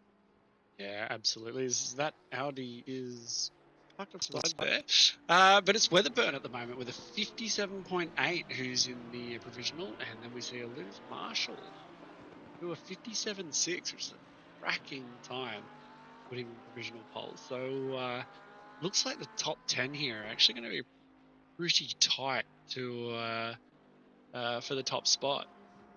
I was going to say, did I see Damiano up almost half a second on that Porsche? Our sole Porsche for split green at the moment, which is pretty Is he unusual, the I think. sole Porsche? That's a bit lonely, as he was, yes, nearly half a second up, and he's Oh, unfortunately no, he's lost it.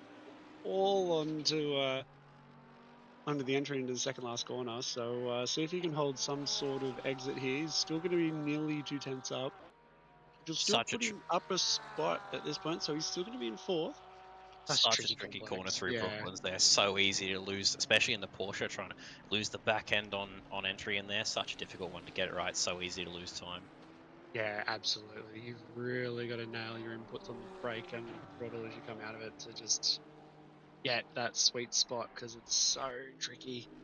Jump on board with Hill, who's managed to... He's matching his time of a... Oh, is he...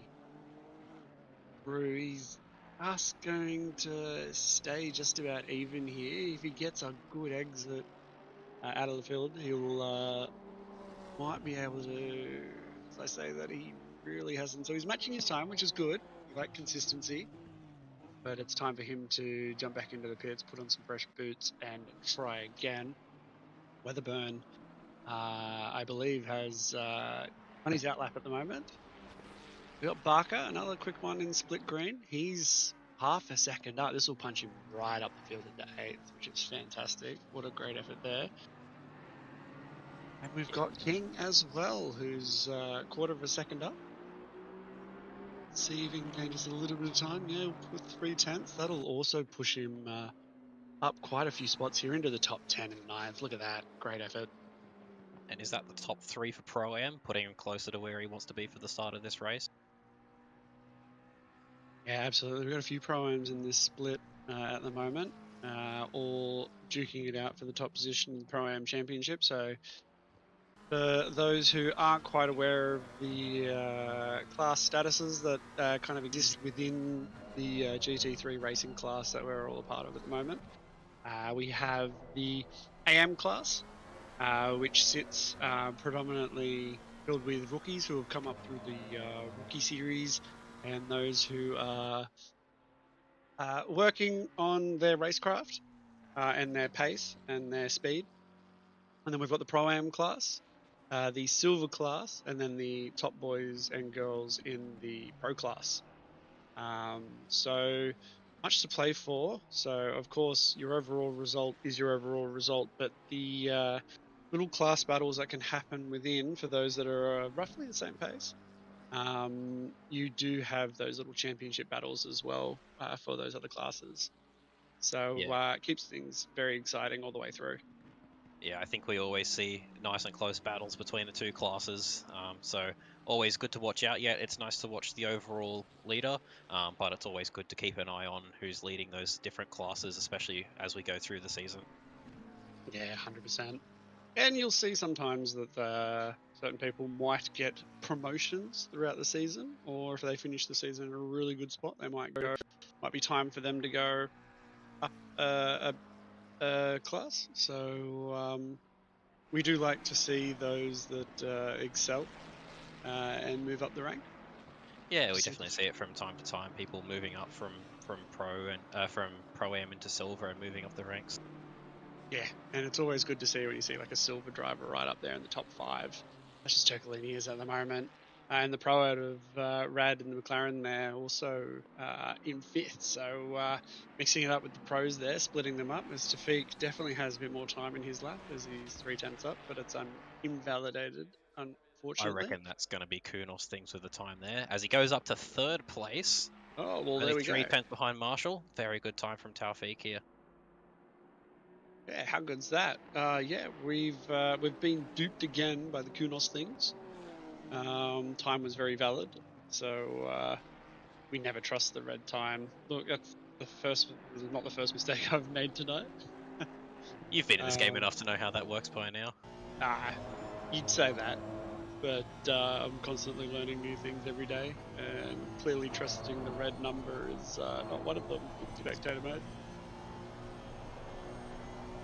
as we see Hill come through the last sector here. This is the section of this track I do not like, especially here. I think is it the loop. This corner is This so left-hander fiddly. here. I've Mate. spun so many people at this corner. It isn't funny. Do not like that one at all. Look, it's a really interesting corner to try and take if you're hot lapping or in a race. It's seriously just one of those corners that catches everybody out. You can just miss your marks just by a smidge and in your quali and blow all of your time away immediately. And in the race, it's one of those corners that it's so wide that it really does kind of invite the opportunity for someone to really lick the stamp and send it. Unfortunately, it's not always one of those corners that you can get away cleanly. Yeah, and if you're anything like me and race on a single screen, I can't even see the apex before I've turned in, so I just guess half the time. I think there are plenty of people in the same camp as you there. As we see Defeat nearly half a second up, he might. Oh, this is going to be good for him. He's gaining on it. This might put him to the top, you know. I think this is going to push him right up into pole. And it does with a 57.5 on an excellent time. We love to see it. Very nice gap back to P2 with a 10th of a second. As we see Giacomo up almost a second as he comes to the line. Ooh, up to P3. Very nice. See if Marshall with less than a 10th to get himself into pole is unfortunately not going to be up this time round. But he'll be safe in second spot at this point. Gambles up half a second. He'll potentially jump a few spots as he comes across the line in a amazing looking. Love to see it. Yeah, so one of the very nice liveries that we have on the grid here. As we always do, such talented people that make some of these liveries here. One of them being the man behind the camera. He's made a few very nice liveries for me. But there's a lot of talented people in OR that we're lucky to have that make some of these liveries for us. Yeah, I love the custom liveries. They're awesome. Great to see. An opportunity to bring a bit of personality to the track. So it's definitely awesome to see. So we've got some amazing camera work here from Mr. Ben Hignett, as you mentioned. As we like we're going to roll down the grid and see some of these amazing liveries right now. Yeah, so we have Taufik on pole position as we predicted, correct. And we're just gonna take a walk down the grid here and have a look at some of these very nice liveries that we've got. And see the selection of cars that we've got. Interestingly enough, as we mentioned, we see Thurcolini there, the only Porsche on the grid. I don't recall the last time I've ever seen only one Porsche in a split, right? Yeah, Porsches are a pretty popular choice. So you'd think that there'd be more than just one in split green, but we know Toccolini is a huge Porsche lover. He's a big favourite of his, and great to see him back in split green. Yeah, and a very classic livery of his that he's got now. I think that's becoming a bit of his thing. I've seen him run that once or twice, but yeah, very nice livery on that Porsche with the Japanese influence. We see one of my favourite cars over here, the Aston Martin. Nice to see a couple of Mercedes on the field as well. I think the Mercedes is unfortunately a little bit unloved these days with the Kunos things a lot, but always loved the Mercedes. Used to drive that car a lot with a very nice livery on the left there on that Mercedes. Very bright Japanese inspired livery on that one there.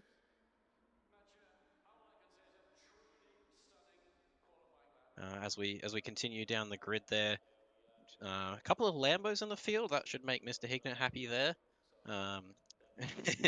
Not a very common car. Nice to see a Bentley there as well, that classic green. I think we saw that car again last season. That's a really nice livery on that Bentley. Very, very classy looking livery for a very classy car. Another bright livery on that Audi. Nice bright green. Won't miss that one in your mirrors if you ever get to be ahead of that one. And is that some signage on that Ferrari there? Some warning signs or kangaroos? Oh, very cool. That's a nice take on that. Again, not one that you'll miss in a hurry. A couple of Audis, some people playing it pretty spicy. Is that an AM in an Audi? That's definitely one way to do it, right, Luke? It's a choice. As we come towards the back of the field there, Is that the same livery on that McLaren, or was he at the front and are they at the front and now has come back down to the bottom? Unfortunately, had some Yeah, issues what's there. happened there? That would be Is that Marshall? yeah, Marshall in the McLaren. Some reason dropped to the back of the grid. Marshall is potentially disconnected there, so we'll see if the race director allows him to travel back through the pack. He should get a chance to come back up to the front where his rightful position is in P2 there for the start of this race.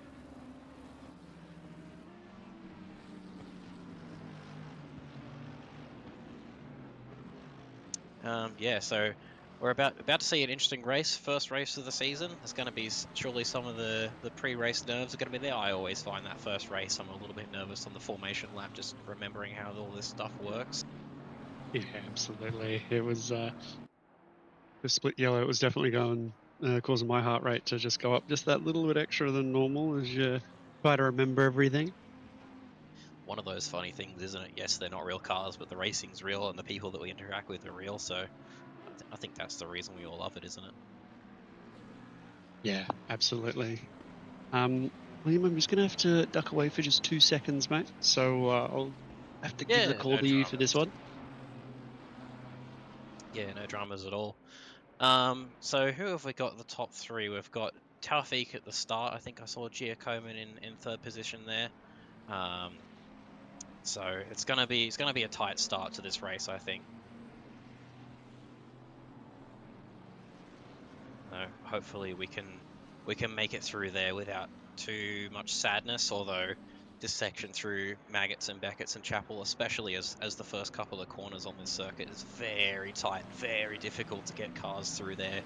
More than 2 wide, and I think too often we see cars come through there at 2 or 3 wide, and usually end in a bit of sadness. Especially off of the curves there, that grass is not very friendly to some of these cars and the suspension. So hopefully it's going to be a clean start here, and we'll see how we go at the start of this race. As we see the grid come through the loop, as I said before, not a corner I'm a particularly big fan of. Probably the only corner on this track I don't like. The rest of them I'm quite a big fan of, but yeah, that is the one corner I cannot crack, and I'm just guessing most of the time. As we come up here, double file. Ready for the race start. Taufik on pole, Hill in second. It looks like, has Marshall been able to make it up to the front? I don't see the McLaren up there, so that's a bit of a shame for Marshall. He's going to be disappointed with that. I'm not sure what happened there, whether it was Kunos things or a disconnect, but he's going to have a long race ahead of him, so hopefully he can come through and make up a few positions into this one. As we see them round the what is basically the last corner. There's people pointing out in chat we're starting the race at 59 minutes, so that's a little bit odd, but it's Kunos things, I suppose, for this one. As we round the final corner in 2 wide, Taufik from the start.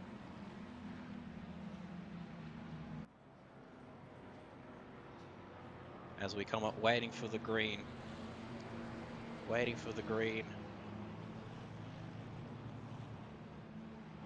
And they're going a long way past the line. Late start, and we're off. Taufik looks like he gets a good jump, holds the lead into there as they're 2 wide. See some 3 wide. Oh, there's an Audi there, very sideways. It'll still clean up the front as Hill and Giacomin go side by side, very close through there. And looks like Giacomin got one off of Hill, and Weatherburn's still keen to fight into that one here as we come down through Maggots and Beckett's and Chapel. Looks like we're pretty clean here, mostly single file, which is the easiest way. And it looks like, apart from that one incident with the Audi there, we've had a pretty clean start for this one. Oh, as we see Yoda, long way, very deep, trying to go around the outside. I think he might have gone just a little bit too deep into that one there. As we come back into the Vale chicane, it's going to give Hill a good chance on the outside. Can he hold it around there? No, he can't. Thurcolini sticks the nose in. Doesn't get a chance to make a cutback. It's a good corner, that one there. Try and get a cutback and outrun the car ahead of you, but not in this case. As we see, Thurcolini made up a couple of spots up into P5 for the lead of Silver and almost mixing it with the pros. Got to keep an eye on Thurcolini, I think. He's definitely one to keep an eye on. He's pushing well above his weight here. I think he's definitely improved over the last few seasons that I've raced with him.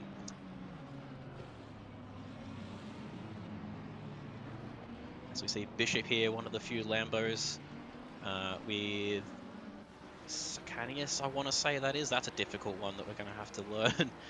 On the back here, trying to slipstream back down the Wellington Straight here into Brooklands. Pokes the nose in, but I think he's going to be too far back to make a move there. Oh, as we see the Ferrari coming in pretty hot from David Barker there.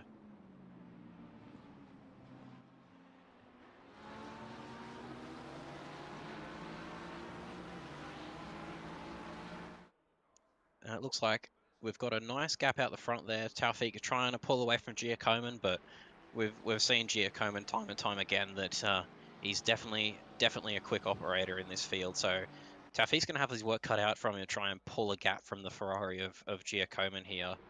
And again, we've got Hill on the back of Weatherburn here, a good friend Yoda. So we'll see how this field sort of ebbs and flows, see who's faster than who, and how these gaps stack out. But as we mentioned before, it's a very good track to keep some close battles, good long straights for the slipstream. So and nice corners to make moves, like this corner into Stowe here, very good. Try and go around the outside. As we're seeing a replay here, I think there might be some sadness from this BMW. I did see a yellow flag earlier. Oh, it's on his own, spun it on the exit on his own. Yeah, very easy to do through that corner. Really easy to spin up the rear, especially if you're running a low TC.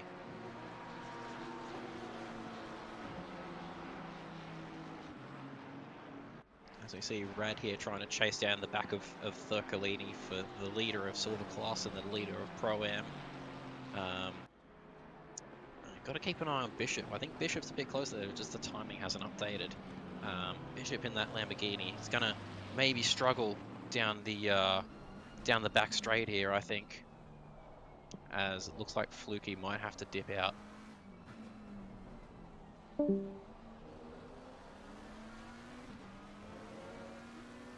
Oh, Fluke is gone. Guess I can open my mic up, I guess.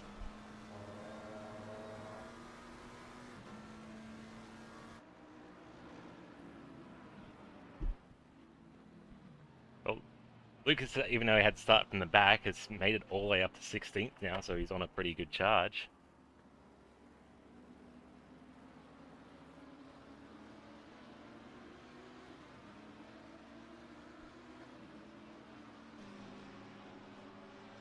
As we see Giacomin with that fastest lap, I think that's pretty spicy for a race lap.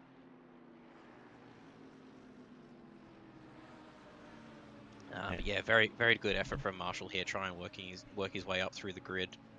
As we see some more yellow flags after turn 1, that's never a good sign.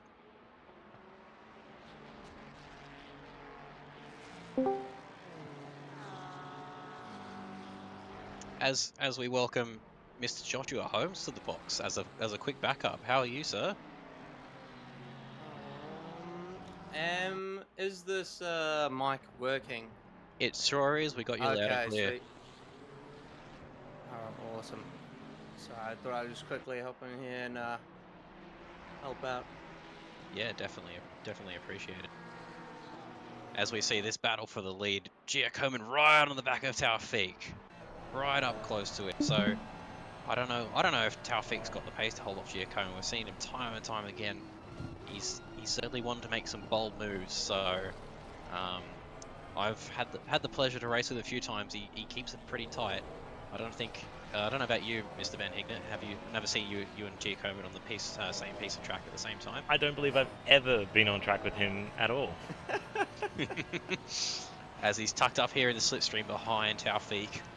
Not going to be close enough to make a move this time around. Worth mentioning, I believe Taufik is currently driving on some prescription painkillers which are quite strong. So very impressive to be holding or defending against Giacomin here while also battling a bit of pain. Yeah, hopefully that's not too much of a hindrance for him, as we're going to see some of this sadness in turn 1. I think the Ferrari might go a little bit... Oh, Lambo doing Lambo things. Oh, it just gets collected on the way through. Who was that? Barker, I think it was. Just collects that Lambo on the way through. Oh, wait, there's a... Where did that Bentley come from? We didn't see that Bentley spin off, did we? No, I'm just... see something here, Looks like we might have had two separate incidents at the same corner. Yeah, must have. We Yeah. did. Surprised to see a front engine car do something like that, but as we get gamble with a 10-second penalty for lap 1, I believe that was. I think that might have... Did we see that tap, I believe, in lap 1 there, Benjamin? Yeah, check it. I think we saw that incident as we see Giacomin right on the back of Taufik. Still only a couple of tenths between them. I think that's a bit closer than a couple of tenths, just waiting for the Kunos timing to give us an update here. As he's going to try again in the slipstream of the Ferrari. Ferrari v Ferrari, equal playing field on this one. Both of them not particularly making cars get out of the corner, but definitely quick on down the straight and a lot of brakes, but he's not going to be close enough this time around. Going to have to hang behind him for yet another lap. And I think it's worth mentioning, Josh, at what point do you think too long stuck behind him and maybe think about doing an early pit stop and try and get a bit of an undercut? My assumption here would be do at least 40% of the race time before you come in, and then split 60. You don't want to go any earlier than that, I would assume, just because of the extra fuel you'll have to hold up for the whole race. So you want Yeah, to I back think yourself here for at least 40 and just use that time, you know. Ooh. Oh, Gets what a spot. collected. Oh, that's not where you want to stop at That all. is probably one of the worst spots.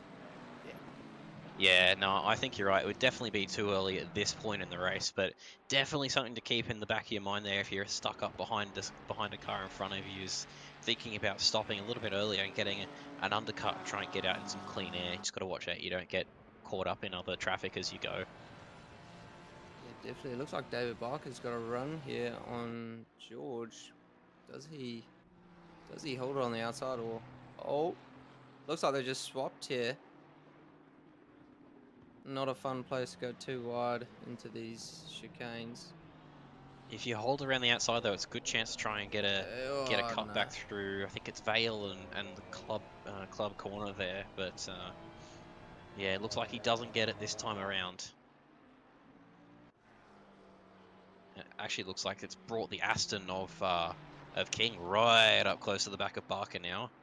Looking to make a move into the hairpin. No, he's not going to be close enough as Barker goes a little bit defensive, I think. It's going to hurt him on the exit. Might allow King to sort of get up close to him. I think I found out Suzuka, the Aston's quite good out of these tighter corners, especially compared to the Ferrari or the McLaren. So up in the slipstream, we might see a move down towards the end of the straight here.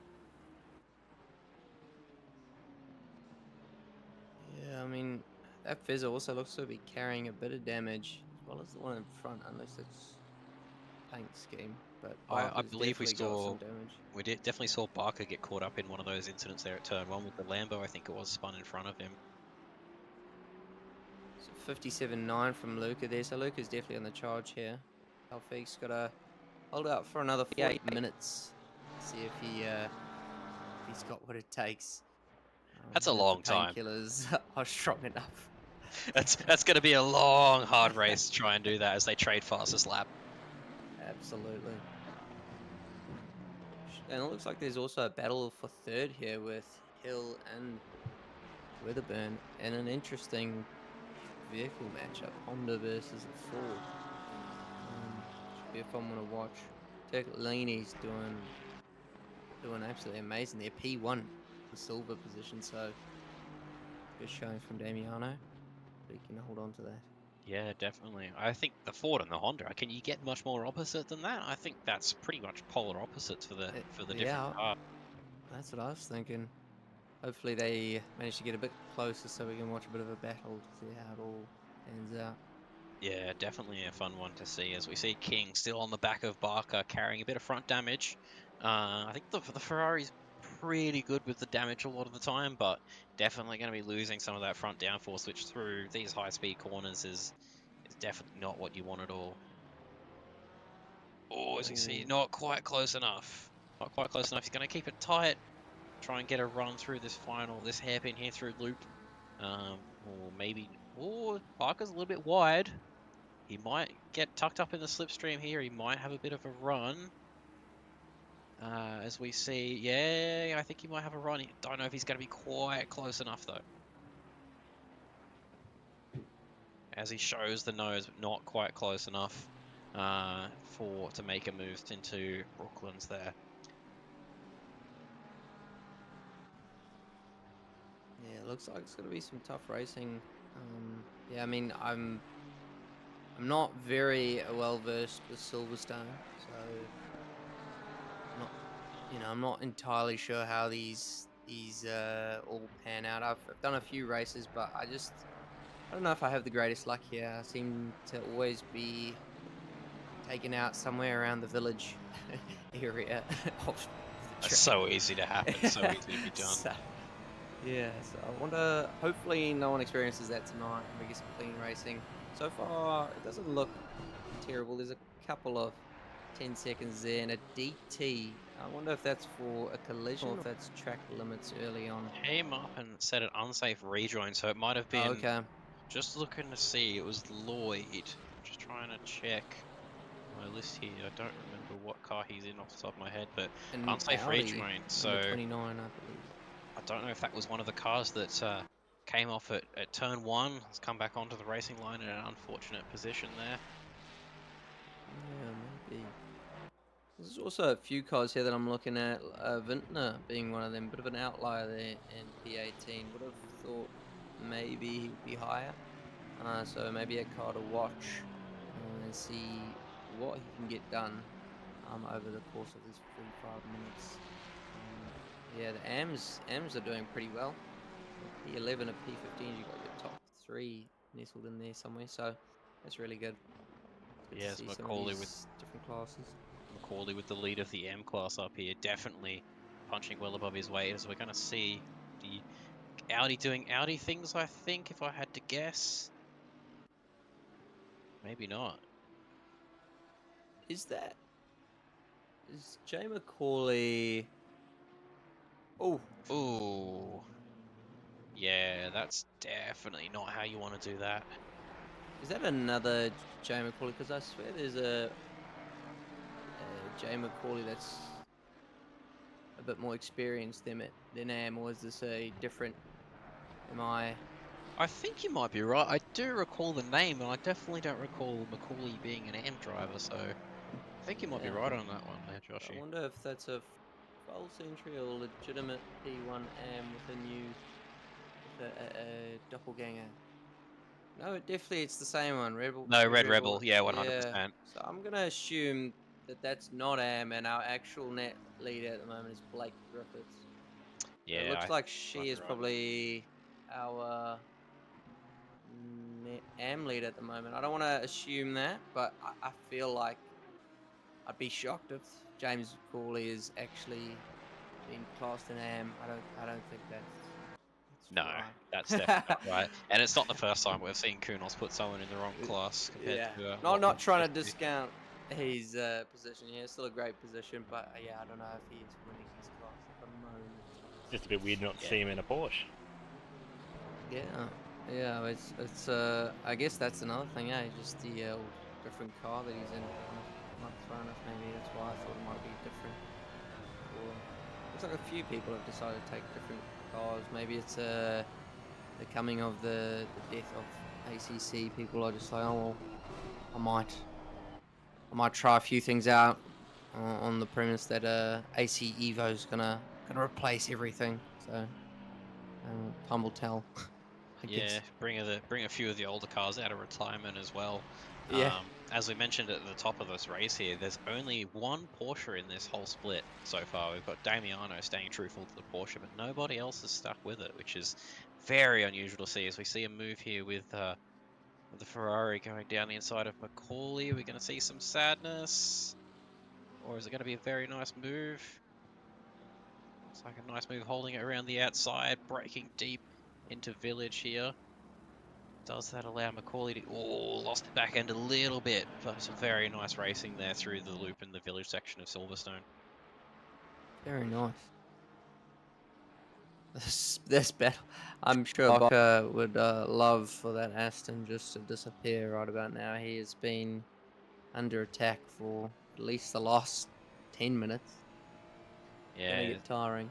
very patient of King just to sit here behind him as he throws the nose. He's too far back to make a move. It's very tempting corner. Some of these corners are so wide, it's very tempting just to throw the nose in, but all too often that door closes up.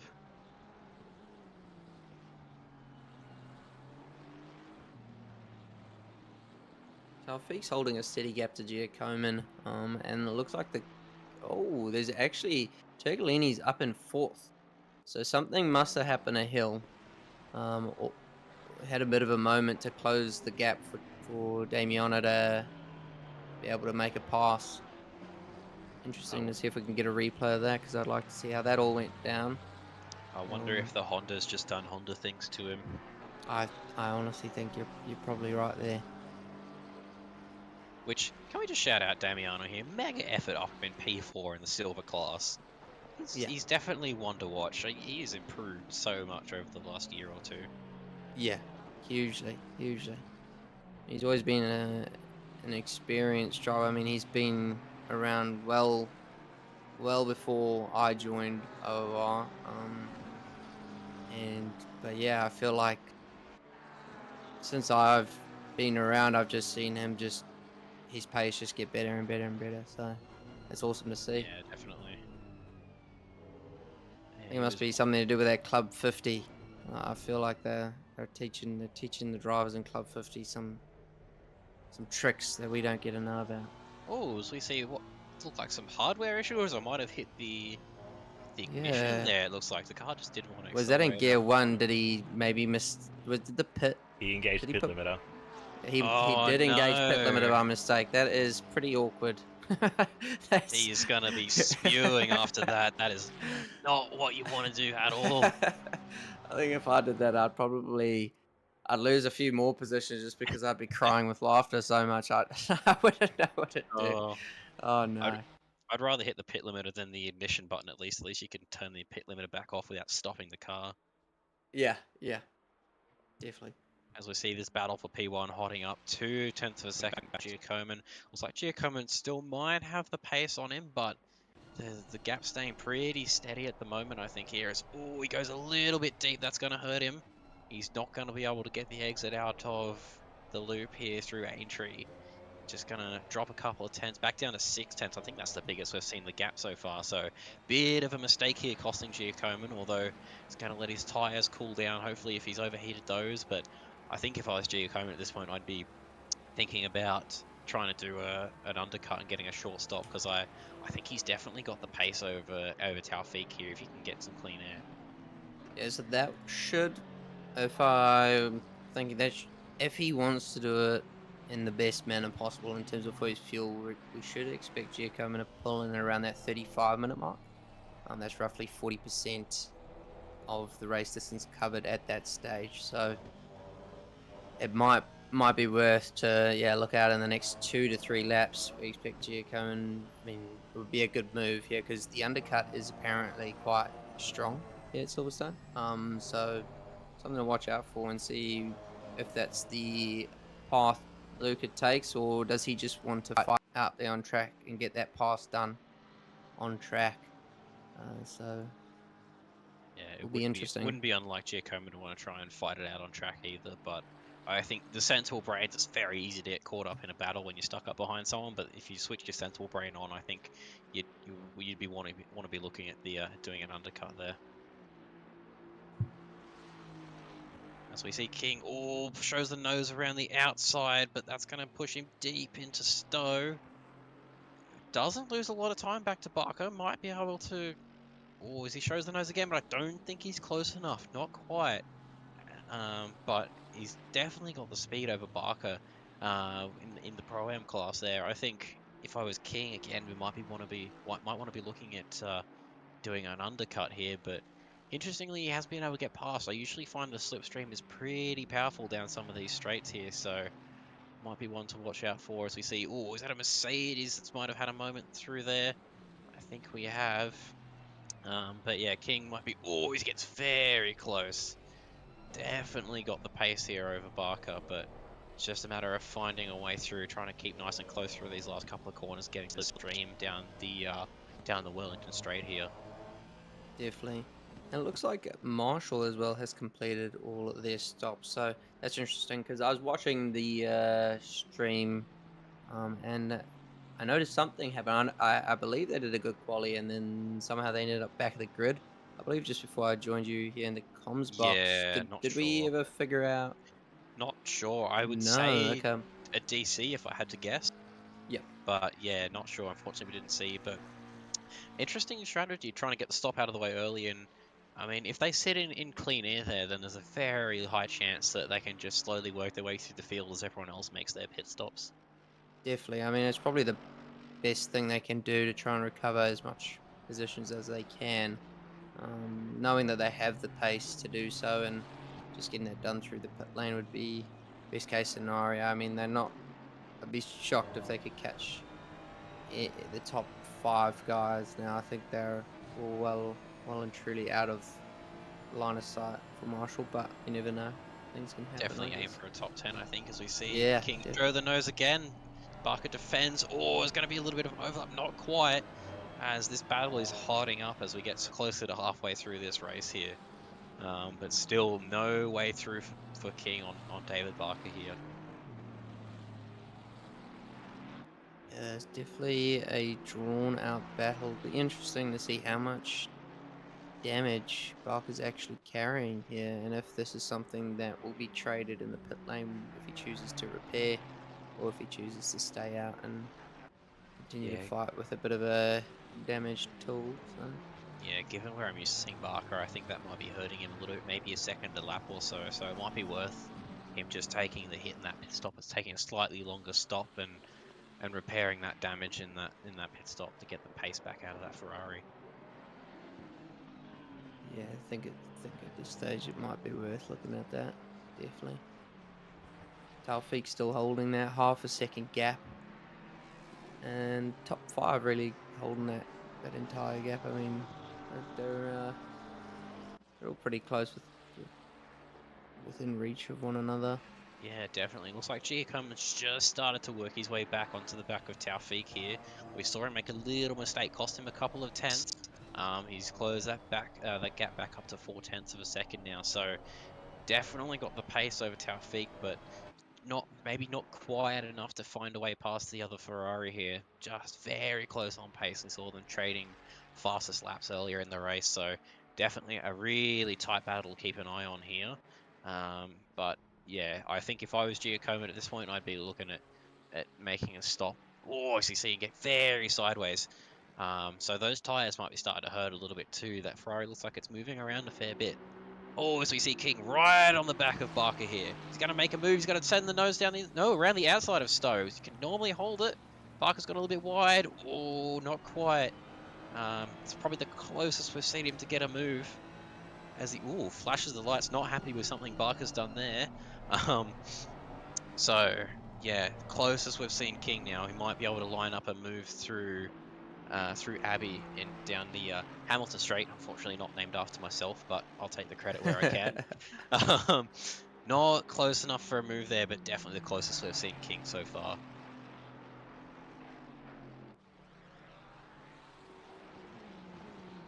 As Barker still goes defensive, I think he might be defending a little bit of fresh air there. I don't think King was close enough to make a move, but what that's going to do is it's going to hold Barker up and allow King to close that gap coming onto the Wellington Straight. King wants to get as close as he can, but fortunately doesn't look like he's quite close enough, as Barker's still trying to defend. He's not trying to let him get alongside, but maybe a little bit far away for the necessary defense, I think, in this case.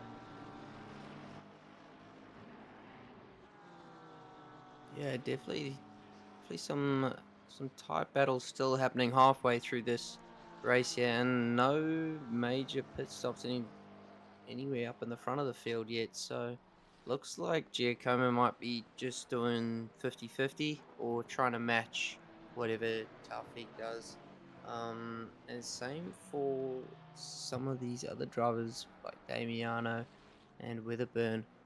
So, Yeah, it looks like Giacomo's dropped back. Oh no, he was 7/10, now down to 3/10. I think Taufik might have made a little bit of a mistake, or something. I just watched the cap drop from from 7 to 3/10 of a second here. So battle is definitely still on. I just wonder if Giacomo's hurt his tires a little bit. We saw that Ferrari sliding around a lot, so we'll see what he does. I've definitely be thinking about trying to get it undercut at this point, get some fresh tires on the car. And the tire difference through here is, we're making corrections at the wheel there. It's definitely fresh tires. It's definitely what you're gonna want. Try and get the pace back out of the car. definitely. I think during this little bit of a stalemate here, I think it might be worth mentioning that in about 2 and a bit weeks, OR is hosting the Bathurst 12-hour race, the annual Bathurst 12-hour race. But this one is a little bit more, got a bit more importance than the other ones, I would say. This one is raising funds for Neil Alexander, the fearless leader of OR. And now we're pretty excited to have Boosted Media as our title sponsor for this year's event as well, so they're on board. We've got a maximum team of 48 teams that can sign up for this, and it's $10 per driver is the fee. And there is also a GoFundMe page for Neil there to help with his double lung transplant. So if you have any Bitcoin, people, please go ahead and donate some of that to Neil. But yeah, that is happening on the 15th of February. I know myself and a few others in the Arena Open Sports team are very excited to get in amongst it. So please join in, get to qualifying soon, and hopefully see you all out on track. But yeah, back to Silverstone. And our thoughts go out to Mull as well during this. Can only imagine how tough that is for him. So get your entries in if you haven't already. It's going to be a big event. As we see Hill right on the back of Thurkalini, who's still holding it out in 4th, mind you. Absolutely mega effort to keep it up that high in our sole Porsche entry for split green here. I think Hill's going to be kicking himself a little bit over that mistake of hitting the pit entry. But yeah, we've seen him close up to the back of Thurkalini here. Porsche's got very good drive out of some of these corners though, so I don't think that's going to be a very easy car to pass, trying to get out of these hairpins. What we see at Silverstone, 0.3 of a second on the other cars out of the hairpin. It's from Suzuka, sorry. Yeah, I think Porsche has definitely got some beans out of slow speed or low speed corners. As we see Blake there with a stop go 30, that's going to sting. I was actually just about to mention, we haven't seen any drive-throughs for track limits, but it looks like we might have got our first one start to trickle through now as well. Very easy track to run wide on some of these fast corners, but yeah, I think they might have copped a speeding in pit lane. Yeah, it looked like there's a few of those in the first race. They split yellow. I believe we've seen a DQ in there as well. I think it's catching people off guard coming around that corner, and it's right there. Yeah, it's a very tricky pit lane here. There's no clear marker on where to brake. Yeah. And yeah, it looks like that was shot straight that through was the pit so entry. close. That's so unlucky. She'll be gutted because she was doing so well. I'm pretty sure she was leading AM, so really well done there until that moment. But I don't think they will ever forget that mistake. Yeah, it always stings. We see Giacomo right on the back of Taufik here, right up close. He's going to... Taufik's holding very defensive. We're going to see him try and send it around the outside through Stowe. Very good corner to hold it. Oh, not quite. He's going to tuck back into line. We might see him try and make a move into the Vale chicane here. Braking zone not very long. You've got to get a really good exit out of Stowe to get that done. And yet again, stuck behind Taufik.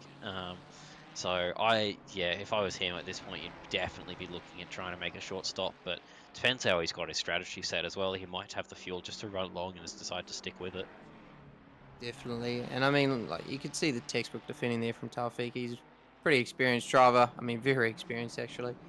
Been around 100%. for ages and knows exactly what he's doing around here. So you could see he kind of took the inside line, and as soon as Giacomo went wide, he followed him out, but still left him enough room and didn't sacrifice his apex too bad. So textbook there from Taufik to just use the track space that he's got there with the other vehicles and keep up front.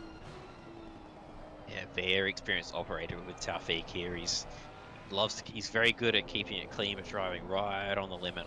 I've had quite a lot of nice battles with him, and we usually exchange messages after the race. As we see Taufik, he's going to follow him in. That is a very interesting choice. They must have both fueled for the exact same amount as they get it stopped for the pit. Oh, that was very close for Taufik. Hopefully we get it stopped for the pit lane here as we see some of the other cars come in. So I reckon a lot of people have probably gone, what, 60-40? Something like that? It looks like they've all gone 60-40 here. And that's strange for Giacomo not to... If I was in Giacomo's situation, I realised we went past that 50% mark. I think I would just go for the pit there, you know, and take the 60% fuel later, and then just do my 2 laps ahead of Taufik and see where it happens. But I guess if he's wanting to just mimic and have that battle, then I guess that's what he's got to do. Yeah, I mean, in my eyes, the only time I'd want to come in at the exact same time as the car ahead of me is if I physically don't have the fuel to make it through to another lap. So that must be the case here, because it's a no-brainer to try and either undercut or overcut the car ahead of me. Taufik! No! Oh no, I called it, didn't I? It looked like he was a little bit close as he gets a stop, go 30. Just hands the lead to Giacomo. That is gonna, that's a race ruiner right there. Such a difficult pit lane. It's so easy to do, but Taufik's gonna be stewing with that one. My heart goes out to him with that. That's never a fun time. Definitely. I mean, he's doing a great job nonetheless. You know, he's given on what the doctors have prescribed him. I'd be doing far less than sim racing. So, yeah. Oh wow, it's so close. It's so saddening to watch. So easy to do though. I've definitely done that in practice more than once with that pit lane into Silverstone. Yeah, tricky one. I mean, it's tricky enough for the devs to even have rendered in a little dented texture there on the left that we can see now on our screens. Definitely a few cars would have found that wall. Yeah, just to let us know that it's not a friendly wall. Especially in the wet. That is a monster of a pit entry in the wet. Yeah, 100%. As we see King trying to stay out slightly further than what Barker has done. So hopefully this will work out for King, trying to get an overcut on Barker, and it's put him up into the current race lead. So hopefully he can pull that time out. Looks like he had the pace over Barker. So what he wants to do now is just keep it clean, keep it tidy, and get in those consistent laps with whatever fuel he has left. I can't imagine he's got too much more fuel. Usually don't want to fuel any more than what you'd need to in this scenario. But yeah, so hopefully we can see King just pull out 1 or 2 laps and get that jump over Barker on off track. Yeah, definitely. Marshall's actually come up to P9, so that top 10 is well and truly been accomplished there. Only 6.5 seconds from Hill here, and we know Marshall's got pace in the bag, so be curious to see what. So Hill's last lap was a 58.7. I'm not sure what Marshall's is, so 59.2. Okay, so I would say that's probably navigating blue flags. I'd suggest. Yeah, as he's stuck behind the Ferrari here. Or is that for position? No, that's going to be for position. This looks with George, isn't it? So that's probably going to hurt his lap times there. He's not going to be able to pull out the pace that he needs. But that's the risk that you run when you go early. Is you're all good for a while, but once everyone does their stops, you're going to get stuck in traffic. And unfortunately, if you stop really early, you're just going to chew through your tires, and you're not going to have the pace to be able to try and get ahead of some of these cars here. Definitely, yeah. It is not. It's a bit of a gamble, but I think in his shoes, it was the right call ultimately, rather than having to fight each and every person that we had lost out to on that incident in quali, which we're assuming is a DC during quali and then rejoining. Yeah, I'm not sure if Ben's got any update on that one from the start of the race, but I would say I think he had a DC. He was definitely P2 on the grid before they when they formed up there, so I think he must have had a DC, unfortunately. It's super unfortunate. So the last of the vehicles that I can see on the leaderboard here, Dylan King coming in for their pit stop now. We'll see whereabouts that spits them out, and if that's also going to be a factor for Marshall to battle with. Because from recollection, I think King was around those Yeah, kind of he was positions. about there, so we'll see where that puts him.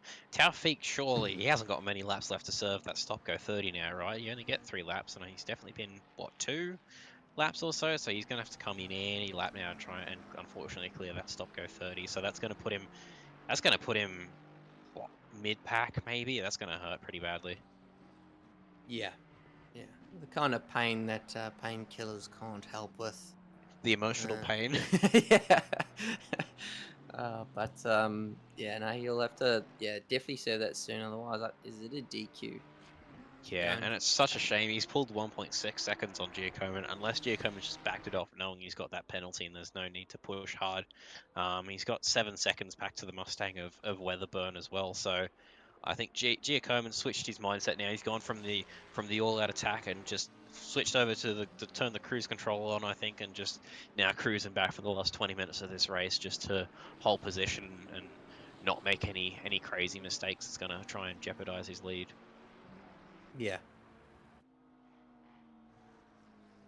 Marshall in 8th. So Kings come out in 10th. Okay, so Kings come out just behind Barker. So they will continue. That's not what you want. Their never-ending battle for the rest of the race. I'm sure it'll be a memorable one for them. 1.6 seconds. He's lost out a little bit, so not the ideal start for King. It looks like maybe he didn't have quite the pace that he would have wanted as in comes Taufik here. He's going to be very careful this time. He's not nice and early. He's not taking any chances with that one this time, as that's going to promote Thurcolini up onto the podium, you know, Josh. Oh, I mean, I never wanna. Have I just done my first curse? Is that what that is? I'm pretty sure. Last season, I think Connor Hind did and Fluky at some stage did their very best to curse this man at Sandwood, and I don't think they could. I think maybe he's got somewhat of a I don't know, an uncursable demeanor, I guess. You're really testing the curse of the commentators. Well, yeah, I thought we'll see how far we can take this. You're really trying to provoke it. No, but I would love for Damiano to be on podium here tonight. But it is a bit sad to see Taufik leave the stand, the 3 steps, because I also would have loved for him to be right up there. But nonetheless, we've lost one and gained another. So yeah, that's unfortunate to see. A mega drive from him to hold off Giacomin for most of the race. Just unfortunately a little bit too deep coming into this tricky pit lane here. So easy to do. As we see King a long way back from Barker, so either his tires went or he didn't quite stop on his marks where he needed to in his pit stop. But yeah, I'm surprised he wasn't able to get out ahead of Barker. It just goes to show, I think the undercut might be more powerful at Silverstone. Silverstone's always very difficult on tires. Not a kind track for your tires at all. So if you're going to try and make a move through the pit stops, definitely want to be looking at that undercut rather than an overcut, just so you've got that extra pace over the car ahead. Yeah, definitely. It sounds like it's the stronger strat if you are the chase car. What else? So Vintner has come up from that P18 spot. He's found 5 positions there now with Taufik right behind him.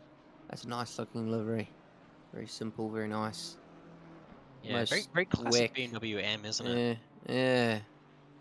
Is that an in-game one, or is that? I was wondering whether when we did our grid walk, whether that was an in-game one. But that BMW looks a bit sad on the front. I'm not sure whether that's just Kunos things, but there's definitely a bit of a flappy bonnet going on. So he might have been in the wars there, trying to work his way back up from down where we saw him back in. Was it P18? I want to say. Yeah. So yeah, definitely got his work cut out for him there, trying to pull his way back up. But looks like gem-wise, the gaps have kind of spread out a little bit now. Everyone's kind Yeah. of found where they want to sit on track. Everyone's found their positions. So King's dropped. Oh, I think I saw King 2.4. He's dropped right back off the back of Barker. So I don't know if he's made a mistake or if Barker's just got the extra pace on him with some fresh tires. Yeah, it looks like right at the end here we might have George acting a bit like a cork in the bottle for Marshall and Barker, because they're both closed up onto George now, so he's going to have to absolutely defend for his life if he wants to hold on to P6 here, because these guys will be on the charge. Another one worth noting is the gap between Hill and Damiano. Another opportunity to watch Honda face a Porsche, two very fast accelerating vehicles, so it'll be interesting to see how they navigate one another.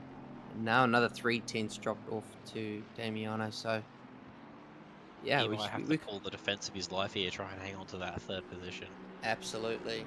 I mean, there could be a few battles for Ben to start. Wow, okay, and Giacomo's just popped in the purple lap again. I think he already held it, so it's just doing one better.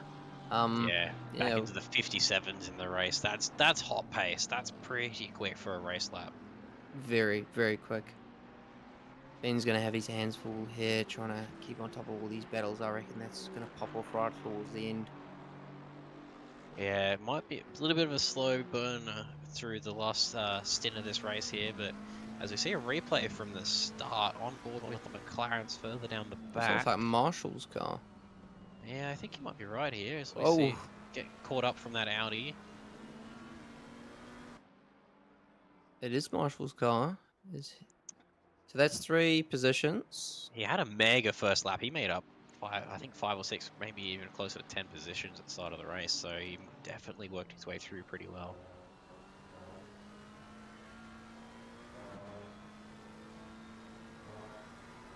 Oh, well.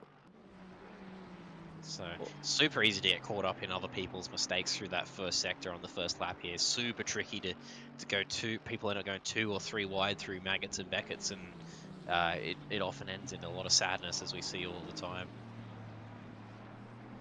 Yeah, definitely not an easy spot to go door to door with people in.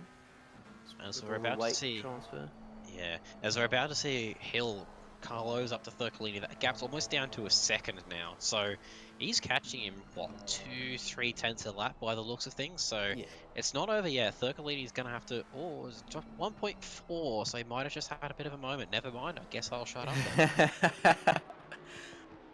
Well, I'm very curious to see how this all ends up being, yes, 'cause it's, oh wow, Luke is going again for another purple.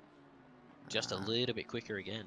Just people need to probably get in touch with Luca and let him know he still only gets the 1 point for 1 purple. You can't get multiple points each time you set purple. So you can basically throw the comment out the window that I made earlier of just putting it himself in cruise control mode and just trying not pick up any track limits or anything, which is super easy to do here. He's gone all out. He is pushing hard still, trying to make sure no one's going to take that fast lap from him, which I didn't think was any danger anyways. Oh, we see a wobble from Marshall coming out of Cops here. David Barker's closed right up, so one of the battles here we're going to see it. I think we're going to see a couple other battles come up towards the end of this race as we're approaching the final 10 minutes or so. Yeah, it's I'm looking forward to it. I think it's going to be good. I'm hoping it doesn't end up in tears. Hill again has just chopped down another 4 tenths to Damiano, but it looks like every time that happens, Damiano responds with something. So hopefully we see that happen again. I would love to see some on-camera battles here as we're getting right now into this tough section. I imagine the Mac is a bit of a handful going through here. I know the Ferrari absolutely loves it. As we see Barker taking a bit of a tight line through the chicane, trying to get a run down to Cops here. Not an easy corner to go side by side through, but if you can keep it close, you can try and get a move down on the brakes into Village. So looks like he had Dirty Air's affecting him. He hasn't been able to keep it close enough, but definitely want to keep an eye on this battle here, as Hill is now within a second of Thurcolini, so that battle is still brewing slowly in the background as well. Yeah, definitely. I mean, and does this, if this battle ends up happening with Hill and Damiano, and it ends up in a bit of tears, are we counting this as a curse? Does that doesn't count as a curse, does it? A battle on track? That's not a curse. Or is it? I don't know if you can say think it it's a does. curse. It But- does. Only if we call it before it happens, right? Oh, it's down 6/10 to Damiano. Come on, Damiano. All I'll say is if it does in tears, I don't want to be sitting in the steward's box having to deal with that, because that's never a fun feeling. Absolutely not. Barker's 2/10 here from Marshall. Marshall's done a great recovery drive here at Silverstone from, I don't even know what the back of the field was. Was 28 cars, or what was it? Was it more than 28? Or were we in the 30s? I'm not sure off the top of my head. Expected marked attendance was 24, but I think we definitely saw a few more cars than that. But yeah, definitely 20, 25 or so cars. So great effort for Marshall to work his way back up to inside the top 10. Yeah. Oh, as we see Hill right on the back of Damiano now. So hopefully the Honda has stopped doing Honda thing.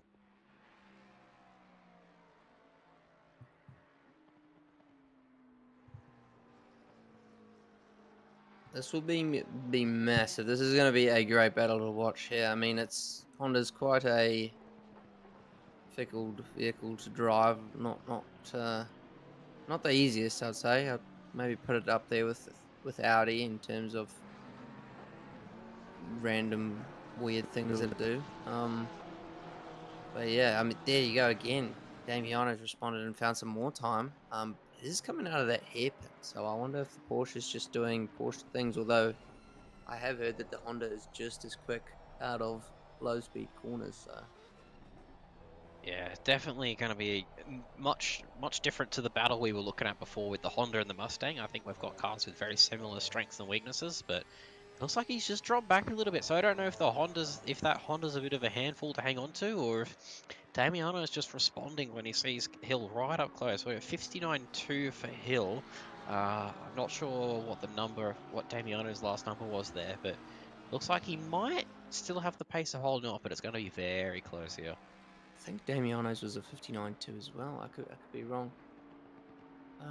Austin here says Porsche's probably going through its tyre phase. I mean, yeah, it could definitely be going through somewhat of a slow phase for Damiano here, but also I think, if that blue flag gets under control, I don't know if the Yeah. Honda's particularly great on its tyres either, so they might be equally disadvantaged here.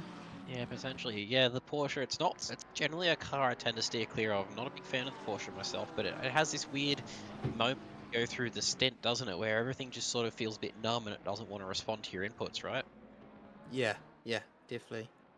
And it's just, I mean, this is going to be a great test here for just drivers' nerves, for Damiano defending a P3 overall, as well as their silver. They're well in the lead of silver, so I don't know if the protests start coming out for Damiano for pro now or when they do, but yeah, I mean, defending a podium position from an pretty pacey looking Graham Hill is definitely going to test how good are your driver's nerves. Are you you stay cool and not focus on the vehicle behind, or do you is that all you start thinking about? So curious to see how Damiano copes with this challenge here that Graham's laying down.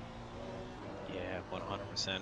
Just looking at the gaps here, it looks like Marshall is about to become a bit of a roadblock here. You see Barker within half a second and Nick also 7/10 of a second. So they're both closing up onto Marshall here. So keep an eye on that one. That one might be simmering away in the background, and we might see a bit of a 3 against 1 or 2 against 1 move coming up here as we come into the last 8 minutes of this race. So not too long left now. There's a couple of battles here that are just waiting. You see Taufik right on the back of Vintner as well. So a couple of battles here to keep an eye on as we move into the split cameras. So keep your eyes peeled. Could be excitement coming from anywhere at this rate.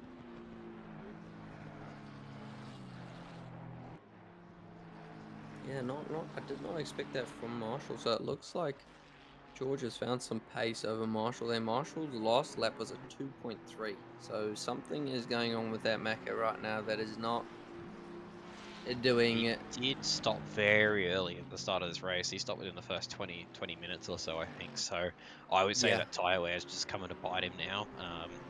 Yeah. Unfortunately, he just doesn't have the pace with what's left of his tyres. So not the easiest track to overtake, as we've seen throughout this race. So he might be able to hold on, but yeah, he's gonna test his defending abilities for sure.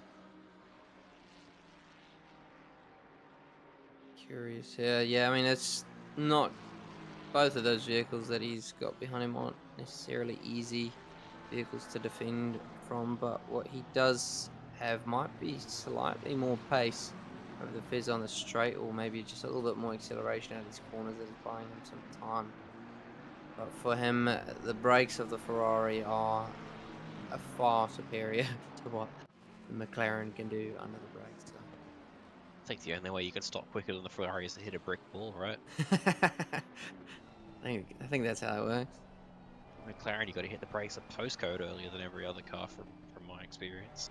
Yeah, it's a bit of a weird machine like that. However, it is a awesome downforce producer, and so even if you're going a bit fast, you generally can just coast right through it and pretend like you never missed your braking mark.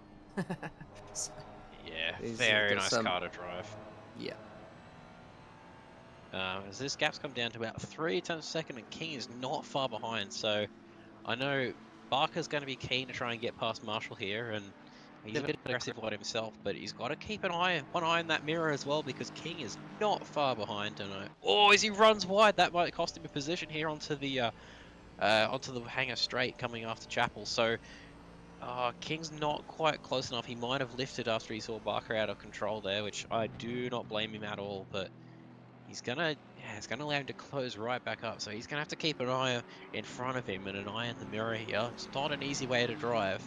Try and defend, but also attack at the same time there, Josh. Yeah, it's not a position that is very fun, I would say. It's suboptimal, in my opinion, having to watch what's going on behind you while trying to plan an attack. So don't envy Barker there, but it'll be interesting here, because this is all. If I'm Dylan King here, I'm absolutely over the moon right now, because I'm just waiting for a failed move attempt to open the door and for me to get 2 for 1 here. So I'd be ever hopeful in King's position to try and figure out if these guys are actually gonna start picking up the pace and trying to get some moves done on one another. And it looks like Barker is trying some things here. So it might have been worth King just hanging back just a bit, just to pick up the pieces here. We know Barker is a, how do we put it, aggressive driver, shall we say. We've seen some moves from him in the past, so it might be worth King, if he doesn't quite have the pace, just to hold back a little bit and pick up any of the pieces if Barker and Marshall happen to come together. Definitely. I mean, yeah, I think it's definitely a possibility here, especially so late in the race. There's 3 minutes, 50 seconds left, so drivers are going to start feeling rushed to gather up these positions, especially if they know one's a possibility here. So would be expecting to see some more aggressive tactics to try and gain some positions. But hopefully it doesn't end in tears for anyone, but it'd be great for us to see. As we see King right on the back of Barker. I don't know if he's going to hold back or whether he's going to make an aggressive move here, but yeah, about 3 laps to go, I think, is left in this race, and whether they're playing for Sheep Station still, it is all to play for, so we've got to keep an eye on this one. It looks like Hill's not quite being able to close up to Thurcolini like he would have wanted, so Thurcolini... I'm not going to say that because I don't want to be the curse. You know what I mean. You see a blue flag car getting out of the way. Marshall's gone wide. King's going to try and have a look around the outside here. If he doesn't get it, that's going to be big. Going to get the inside for loop as King. Marshall's dropped behind King as well. And that has allowed, I think that's allowed Barker to get clean air and probably pull away from King now. Very unfortunate mistake there for Marshall. Yeah, definitely. It was expected. I mean, closing up this race here, those Macca's tyres did not look happy, and I'm sure he's probably a bit more puffed than the other drivers, just trying to keep everything alive and going forward after a back of grid start. So. Yeah, 100%. Mega effort to keep where. Oh, that McLaren on the grass. Just clipped the grass, I think, a little bit. I saw there. Super easy to do coming through that corner, though. Yeah. And that's just invited both of them to get past him. Super unfortunate for Marshall there. Nice clean driving by both drivers. Yeah, keep it out of incidents. So, as we see some blue flag traffic getting in the way, it's going to give Barker a bit of a tow down the straight here. Oh no, he's pulled out early. He's trying to get the slipstream anyway. That Aston we know is going to be quick in a straight line too, so I had a few runs in the Aston myself. Quite a big fan of that car.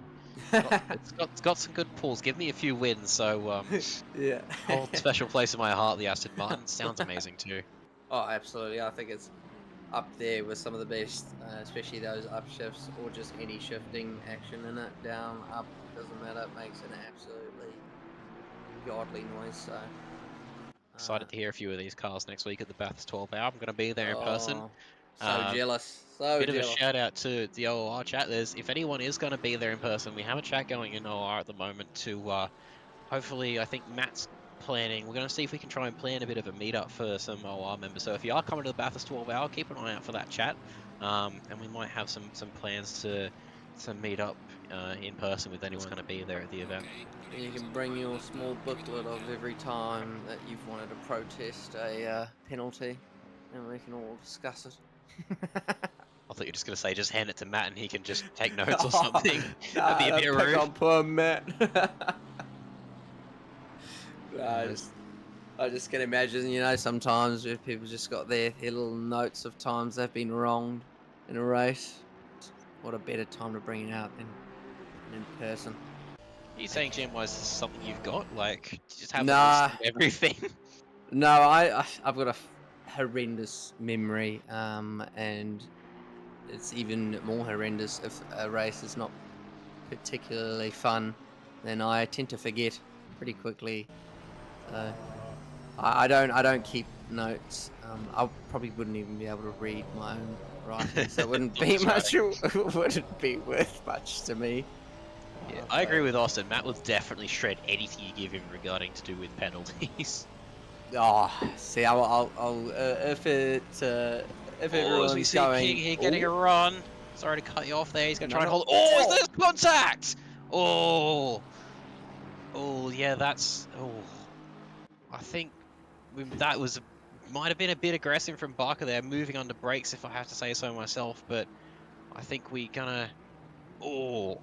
Yeah, I don't enter the stewards. I think we'll leave that in the stewards box. You reckon, Josh? Yeah, always. I always just leave it to the stewards. I think it's I take great pleasure in just handing over those comments and discussions all to the stewards. That way, no one's ever angry at me. There's not a lot of time remaining in this race either, so they're going to have to either act quick or they're going to be... Is this the last lap? Yeah. Yes. So that might come through. We'll keep in mind that might be a post-race penalty. Is he going very slowly? Does he run out of fuel? Or is he just cruising to the line? I think he's cruising to the line.